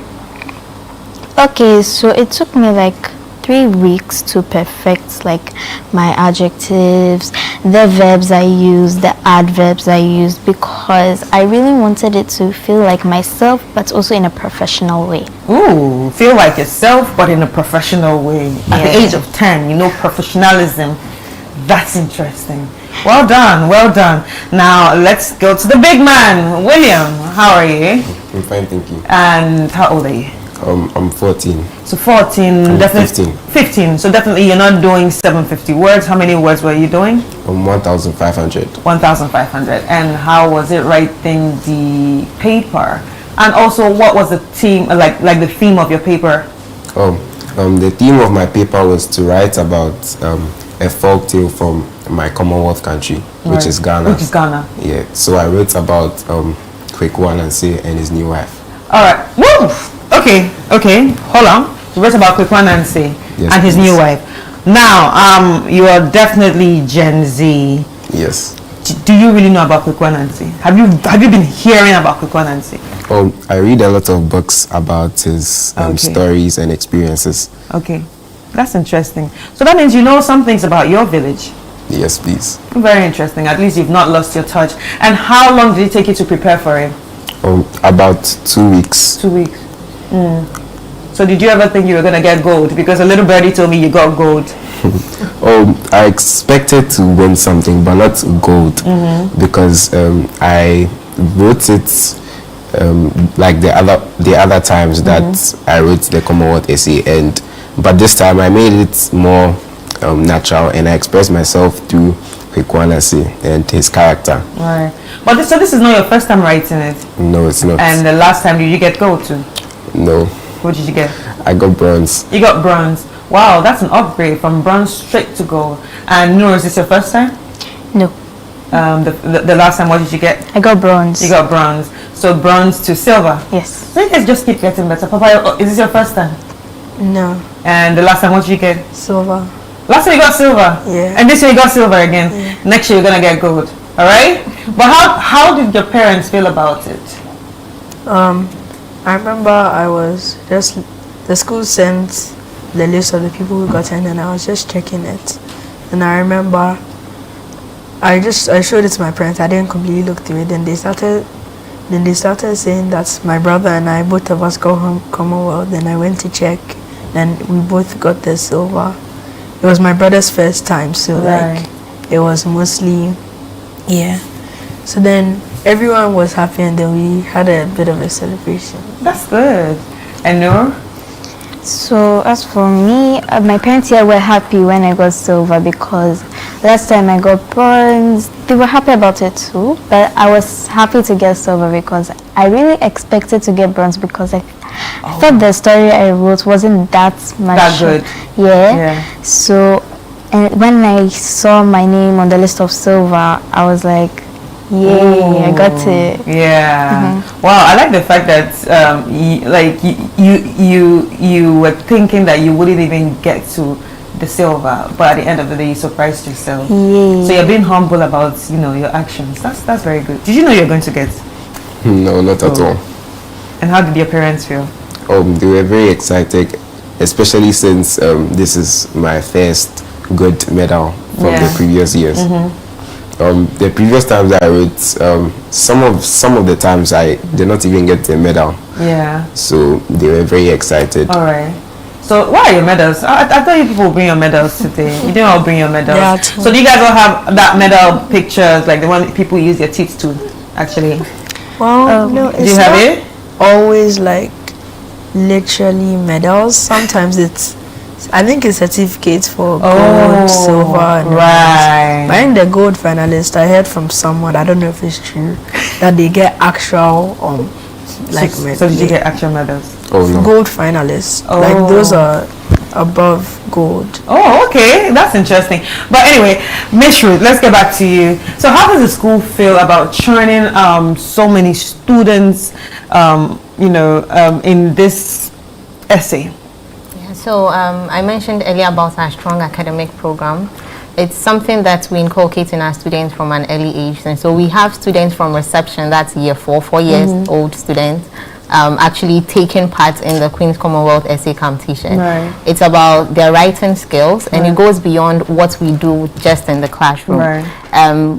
In our normal lessons, we give students choices when it comes to writing essays, right? And so that is what we channel into the essay competition that comes up, because there's a theme. I think last year the theme was our Commonwealth journey. Yeah. And so out of this theme, there are topics with different questions that students have the choice to pick any from. And so it's not really about you are doing this and you are doing that, but we give them the opportunity to choose what they want to write about, and then we help them, we support them, we coach them through that. And so there's a first draft and second draft and all that, proofreading and editing, all of that. And this is going on while we're still having our normal lessons. Classes, yes. And all that. It's something we imbibe in our students, and because of that, they have learned to take the opportunity, right? There are students who look forward to, oh, when is the next Commonwealth Essay Competition? We can't wait to take part in it. We can't wait to write and all that. So what's the curriculum at the Ridge School? We run the Cambridge curriculum, right? IGCSE and A levels. That's interesting. So you are 15, right? Yes. Okay, so that means you're not yet doing the O levels. No. Okay, so in 2 years, are you ready? In near 2 years. Yeah, in 2 years. I think I'm ready. Okay, that's interesting. And what are you studying right now in school? You haven't chosen your courses yet? Oh, I have. You have. So what is it? I'm doing art, math, and economics as my extra subjects. That's hard. And you, Noor? Oh, what will you choose? Because I know you haven't started choosing yet. Yeah, I'll probably choose economics too, because I really love math and I love calculating. Oh wow, you guys are making me look like, oh, I don't know anything. I don't like maths. I don't like. And you? I haven't really decided. Yeah, but what do you want to be in future when you grow up? I want to be a lawyer. You want to be a lawyer? So definitely law. Yeah, law. You're going to be one of those students reading law. Interesting. That's very interesting. Why are your parents lawyers? No, my dad is a lawyer and so is my grandfather. Oh, so you want to continue the tradition? That's interesting. That's very interesting. So the next one is going to be when? The next one is going to be this year, and so the theme is going to come out this year, somewhere around June. Yes, and then we look at it as a team. My team for the English department. And you're an English teacher? Yes. Oh, that's interesting. Yes, also happen to be the English coordinator for senior school. Right, yes, so we go over the topics, we try to deliberate on it, what ideas students can use before we introduce the topics to them, and then we allow them to make their own choices. If they need any guidance, we help them with that, and little by little we start the first draft, second draft, and all that until the final edits, and admin sends them all the way to the UK. Yes, and we sit back and wait for the results. Right. Are there any of the essays that really surprised you? Yes, I mean, going through the essays and proofreading, there are some essays that you read and then you start to wonder if this is something that a student, sometimes 12, sometimes 5, sometimes sometimes 13, and you are able to come up with this idea. You know, we're proud of them. We're really proud. Like he traveling to Barbados. Have you ever read Gulliver's Travel? No, I haven't. It's an old book, very, very old book. It's just like your mind. That's very interesting. Yes. Wow. So guys, are you going to write it again? Yeah. People like challenging yourself, so you're going to write it again this year? Yeah, when they give us the themes and So usually when you write it, how many months does the results take to come out? It takes a long time, more than 4 months. Yeah, because he was saying he was younger then. He was 10 and now he's 11. Yeah. Yes. But they never back down. They always go every year. And every year it keeps getting better and better. So how was it like, going through revision with them at the same time having to still go through normal school curriculum? When does the essay works happen? Is it after school, before school? It actually happens within the lessons. And so what happens is we set our academic program in a way that within the English lessons, we are able to twist and turn. So it's the same thing. It's like you're studying journal entries, and so we're learning journal entries because somebody can decide to write their essay in the form of a journal entry or a narrative or a letter and so on and so forth. And so we twist and turn the lessons in a way that we don't actually miss what we have to do based on the curriculum, but then at the same time we also get the chance to work on the essays. All right. So Papa, if there's a young person watching you right now that is about your age, what would you like to tell them, especially when it comes to the essay? Should they try it? Should they be scared? Give them an advice. So I think if you are if you think you're a good writer, you want to enter the thing, the first thing you have to do is, in my opinion, don't just look at your essay and say, oh no, I can't do this, I'm going to pull out of it.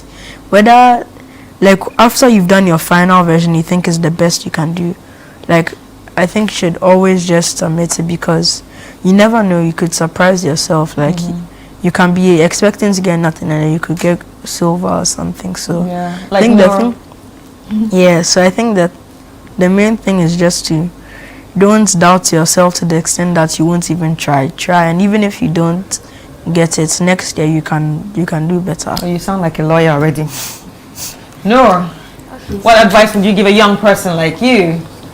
Oh, I'll just say try your best and believe in yourself, because even if you don't get a medal or anything, you know you tried your best, and that's what matters most. You need to believe in yourself and also put hard work into the paper that you're writing so that you can like feel yourself. Right.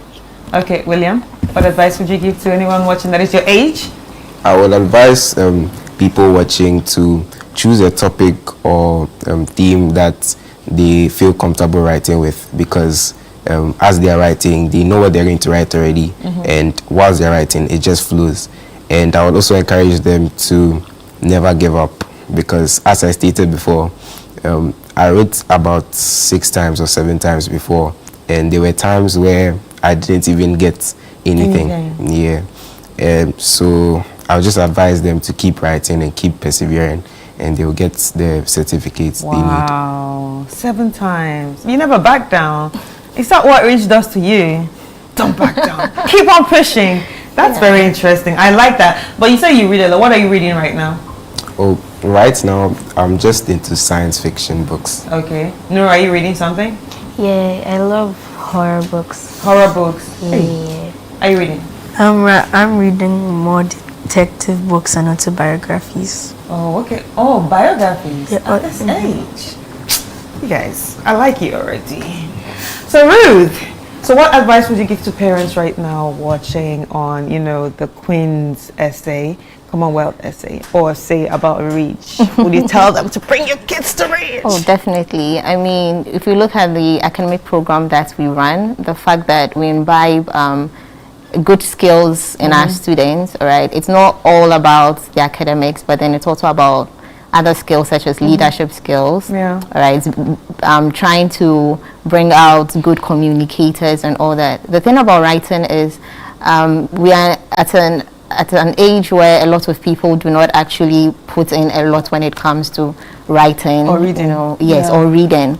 Yes, but writing is a form of expression. There are lots of people who cannot voice out what they need to say. There are people who have a lot of imagination within themselves, and it's only when they are writing that they can showcase all of those skills. And so writing is a good thing. I mean, if you look at the students that we have here with us today winning medals for an international competition, it's really just about the writing. Okay. Thank you so much. Thank you so much. It was really nice having this conversation with you. Ladies and gentlemen, Miss Ruth Tete, who's a teacher at the Roman Ridge School. And we also have William Inkumsa, Papa Ankoma, Owusu Ankoma, and Nu Ismail, all students of the Roman Ridge School. And it was a conversation about the Queen's Commonwealth essay, which a lot of students from their school came out with flying colors and, of course, medals. gold, silver, and all that. I want to say a very big congratulations to each and everyone who participated and everyone who did well, especially those that we saw their pictures all over social media. Well done, well done, well done. And if you think your kid can participate in it, or if you think you want to go to rich school so your kids can also be bright, do well to reach out to them, or do well to check them out. Ladies and gentlemen, it's time for us to check out the entertainment news of the day, and we'll be back. Well, hello and welcome to Entertainment Highlights on Breakfast Daily. My name is Ni Komete Kome, and this is proudly powered by GhanaWeekend.com. Visit GhanaWeekend.com today. Now to our first story. Renowned Ghanaian filmmaker Ivan Kwashiga has applauded Channel 1 TV for taking the initiative to produce their own television series, praising the network's commitment to local content creation. He also commended Samens for his notable exploits in the industry. Now, Kwashiga made these remarks following the watch party held on February 20 at Channel 1 TV's premises for the network's yet-to-premiere series, highlighting the effort and creativity involved in bringing fresh Ghanaian content to television audiences. He specifically acknowledged the show's producer and director, head of production at Channel 1 TV, Victoria Delali Dogui, noting her achievements as a proud graduate of the National Film and Television Institute, NAFTI. Kwashiga expressed his willingness to support the production whenever called upon, underscoring the importance of mentorship and collaboration in growing the local entertainment industry. For a TV station starting out to do something like this is a great thing, and I would like to congratulate Samens and Channel 1 TV for this, because there's not many TV stations. There are hundreds of TV stations in Ghana, but it's Samens again that is standing out to do this. So a round of applause. Now to our second highlight. Ghanaian music icon Kojo Entry has officially released his autobiography, Mr. Music Man, The Journey, now available for purchase nationwide. The book offers an intimate look at his life and the experiences that shaped him into one of Ghana's most celebrated musicians. Fans can grab physical copies immediately. For more details on purchase locations or delivery options, visit www.mrmusicman.info or call 0543 776336. 0543 776336. Now, Kojo Entry expressed his excitement about sharing his story, promising readers insights into his creative process, milestones, and the inspirations behind his iconic hit, Mr. Music Man. The Journey is now available on sale for anyone eager to explore the life of one of Ghana's music legends. Now to our third highlight. Ghanaian rapper Medical has earned a nomination for the Concert of the Year at the 43rd International Reggae and World Music Awards for his headline show Beyond Control, held at Accra Sports Stadium. The nomination highlights the skill, production, and cultural impact of the concert, while also reflecting Medical's growing international influence. This year, he's also made waves with his hit song Shoulder, one of 2025's biggest tracks, further solidifying his presence on the global music stage. Now, the International Reggae and World Music Awards was founded in 1982, and it celebrates reggae and world music talents worldwide. And Medical's nod underscores Ghanaian hip-hop's expansion and reach beyond local market. If today you don't see me like zombie, if today you don't see me like zombie, nobody knows tomorrow. Nobody. Bang your like you move. Wave your phone lights. Move like this. Give me your blessings. Yeah. Are they waiting for your blessings? What are they waiting for? Now to our fourth highlight, award-winning Ghanaian rapper Sarkodie has taken to X to share his thoughtful reflection on the pursuit of happiness and what truly brings fulfillment. In his post, he noted that people often long for what they don't have, believing it will complete them. True joy is beyond price, so as you chase what you think will complete you, do not forget to savor the quiet beauty of the journey between now and then, Sarkodie wrote. Now fans have praised the rapper for using his platform to offer words of wisdom, reminding everyone that the real happiness often lies not in possessions or achievements, but in gratitude, mindfulness, and appreciation of the present moment.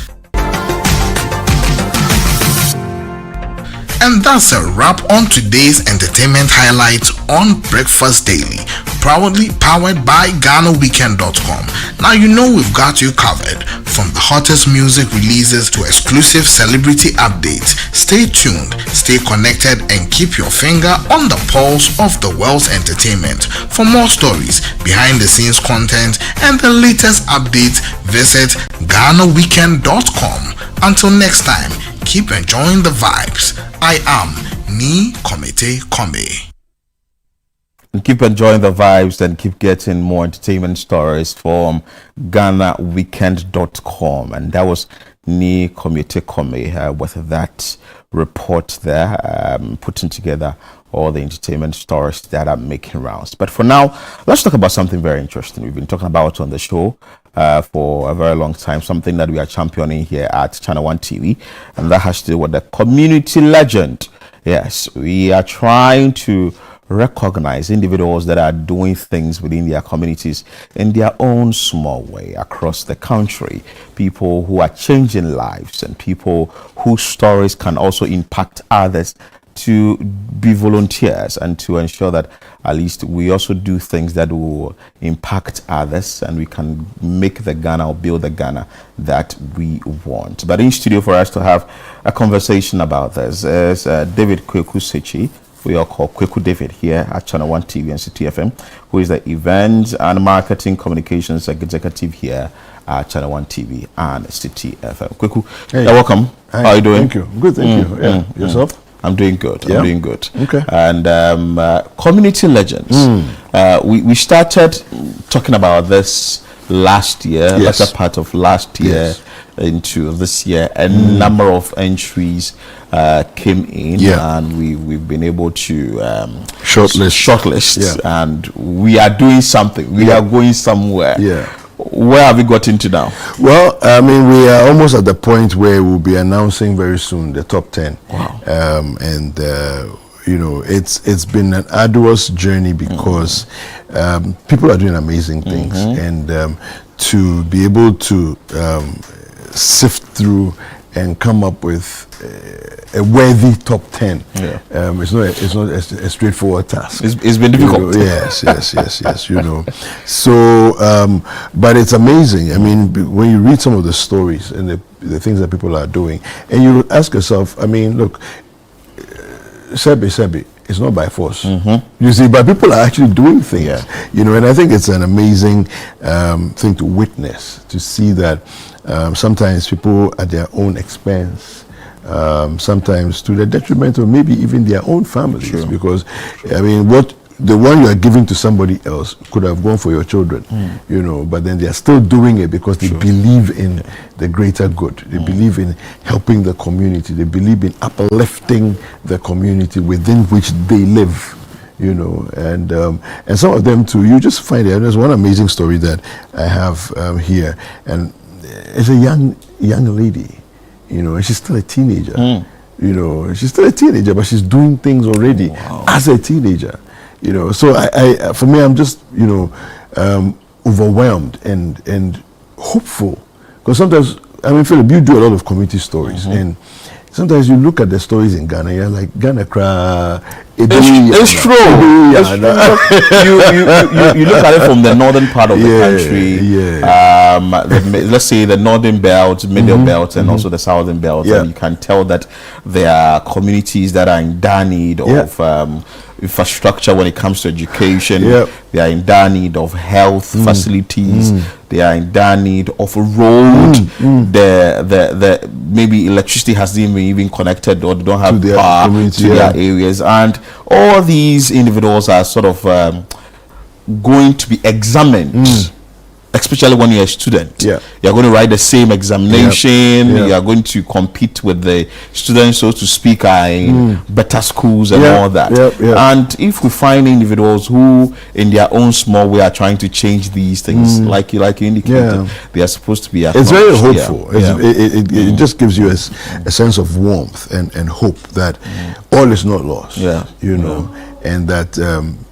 There's still good out there. So let me go through one or two stories, and then we can just talk about what it is that we feel about it. So, in the heart of Sagnarigu, where classrooms often lack resources but never hope, Hansau Bukari stands as a quiet force of transformation. A teacher by profession and a community education advocate by calling, she has rewritten the learning journey of more than 200 children using the timeless power of storytelling and indigenous folk songs to awaken literacy in a struggling and early grade readers. Wow. Yeah. So she's a teacher, all right, but has found a way to engage the students in a way she's doing extra. Beyond, I mean, beyond the call of duty, more than is expected of him. Understanding that education doesn't end at the school gate. Listen to this part. Hansau has turned homes into learning spaces. So apart from what she does at school, she now goes into people's homes in the community. See what she's done.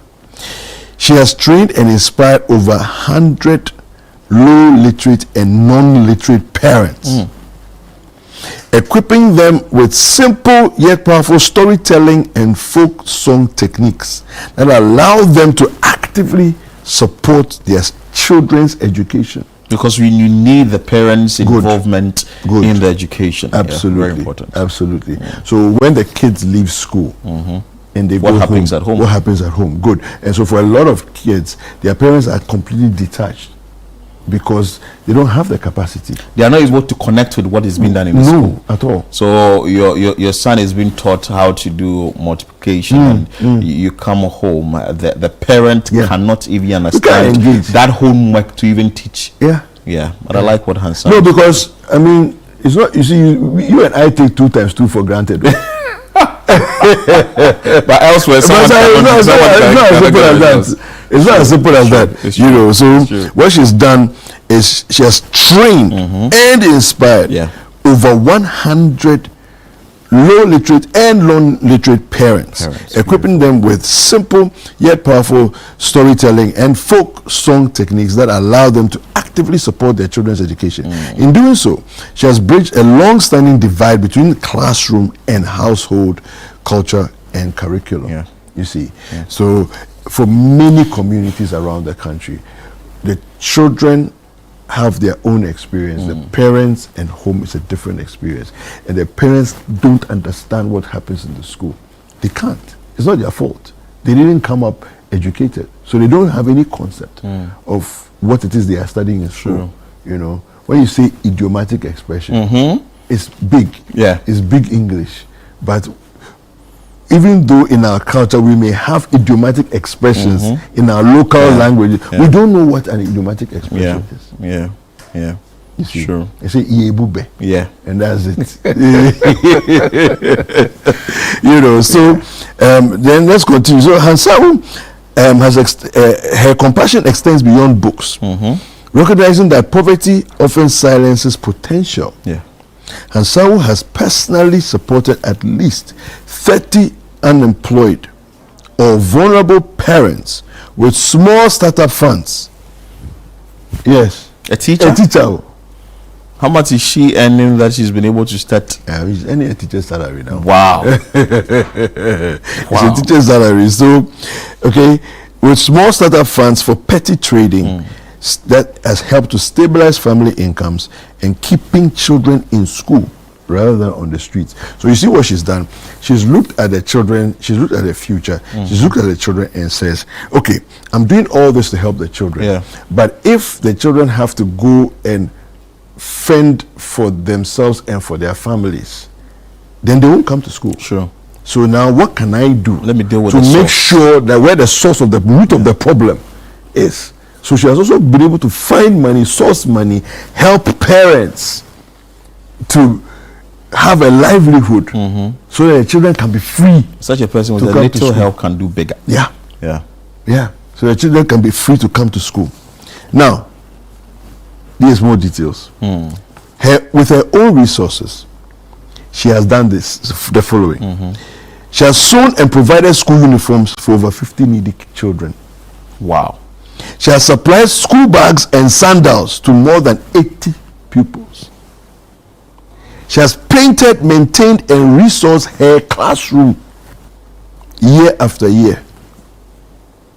Wow. Yeah. Impacting hundreds of learners. Okay. She has also purchased essential teaching and learning material for children who would otherwise be left behind. Hansawu Bukari doesn't merely teach, she heals broken systems. And this is why, for us, she's a legend. Yeah. Right. Sure. When we talk about community legends, this is what we're talking about. And it makes sense that somebody would see this and say, no, this person needs to be recognized. So we are all together in this community, but this person is worthy of mention. Yeah, because she's not just teaching, she's healing broken systems. She's changing lives. Yeah, changing lives, making sure that a generation to come will be much better than the generation she was born into. Wow. She's actually not waiting for, say, the government to come into the picture before such a thing will be done. And I think it's a step in the right direction because, like we made mention of earlier, there are a number of issues that are supposed to be dealt with, and we didn't want to see the authorities coming in before we would take charge. So I think an individual like this, even after the recognition, is now going to boost the person's morale to do a lot more. And to think that the recognition came from a community member. Oh, really? Do you see? Yes. So it's like somebody that is watching from afar. Somebody is watching and has seen it. For her, I don't think she's ever done it expecting to be recognized. You know, but since we began this, because we saw it and said, look, there are so many people who don't get is it the Order of the Volta? And all those kinds of big recognitions, fancy grand awards and big recognitions. She won't get it, right? But we can see that people are out there doing things, so why not create a platform that allows our viewers and our listeners to say, oh, there's this person I know in my area. Because of course TV is national. Everybody, people are watching us from all over the country and from outside Ghana as well. So why not give them a chance that not we are saying, they are saying that there's someone in our area who's doing great things, and I think we should recognize that person. Let me finish up with Hansawu's story. It's too good. Okay. It says, by blending literacy development with cultural preservation, parental empowerment, and economic support, she has improved reading confidence. Wow.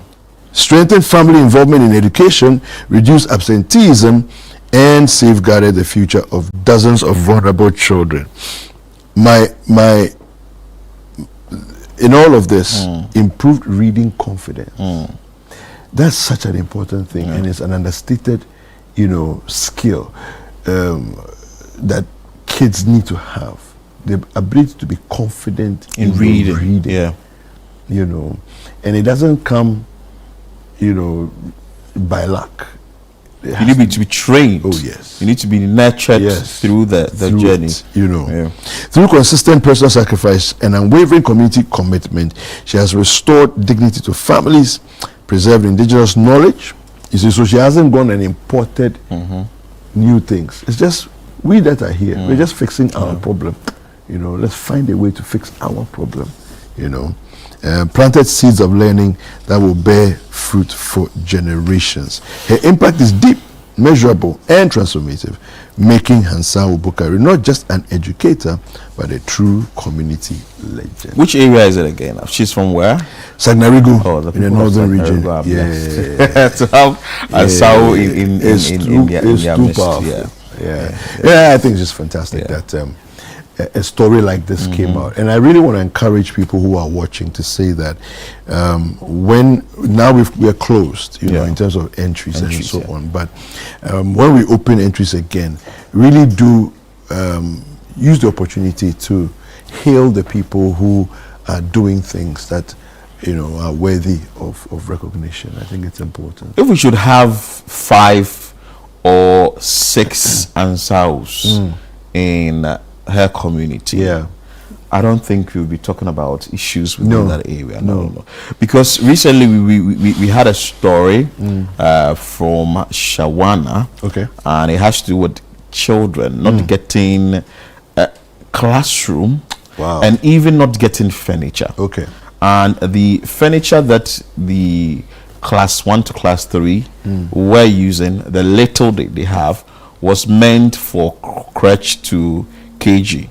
And even from crèche to KG, it happened that they are now not having furniture, so they are sitting on the floor or lying on their stomachs for teaching and learning to go on. So sometimes stories like this tells you that there are people who are willing to impact the community. And they don't need much. They don't need much. The fact that she's been able to use her mega earnings to change lives and all that, I'm sure the little support she gets, she's going to do bigger and better than what she's and someone like this, when they reach out to anyone to say, listen, I have this project I'm doing here, we need some support, she will easily get people to help, because she's doing it on her own anyway, and hasn't begged anybody for help. You know, she's just doing it to the point where somebody has recognized and said, no, this person, you are doing well, and you have to be recognized. Do you have another one? Yes, let me give you another one. This one will surprise you a little bit. Okay, so this is from the heart of Wager in Greater Accra. There has risen a voice too powerful to ignore. Ina Now Nyande. That's her name. Now, a dynamic spoken word poet and a fierce advocate for the sustainable development goals in Ghana. Ina does not merely speak, she ignites. Through rhythm and raw conviction, she turns poetry into protest, performance into purpose, and words into weapons for change. As the founder of the Youth Climate Conference, she has mobilized young people across the nation to rise for climate action and defend Ghana's precious water bodies. While many her age are discovering their voices, Ina is already leading a movement. Fearless and unapologetic, she defies societal expectations and challenges the status quo. Through workshops, youth engagements, and community initiatives, she confronts pressing issues head on, proving that leadership has no age limit. Now, her excellence has not gone unnoticed. She emerged as second runner-up in season 2 of Media Kids, earning recognition as an award-winning young media personality. Yet, for Ina, accolades are not the destination. They are fuel for a greater mission. Here's the part that you want to hear.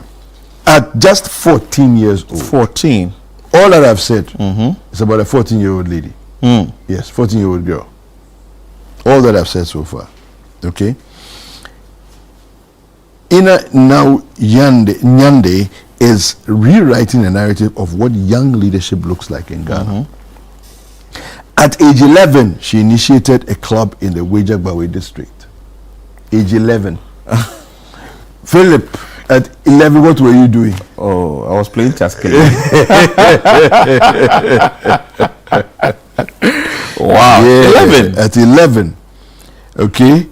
Now, and the impact of what she did, at 11 was planting seeds of awareness and empowerment among her peers.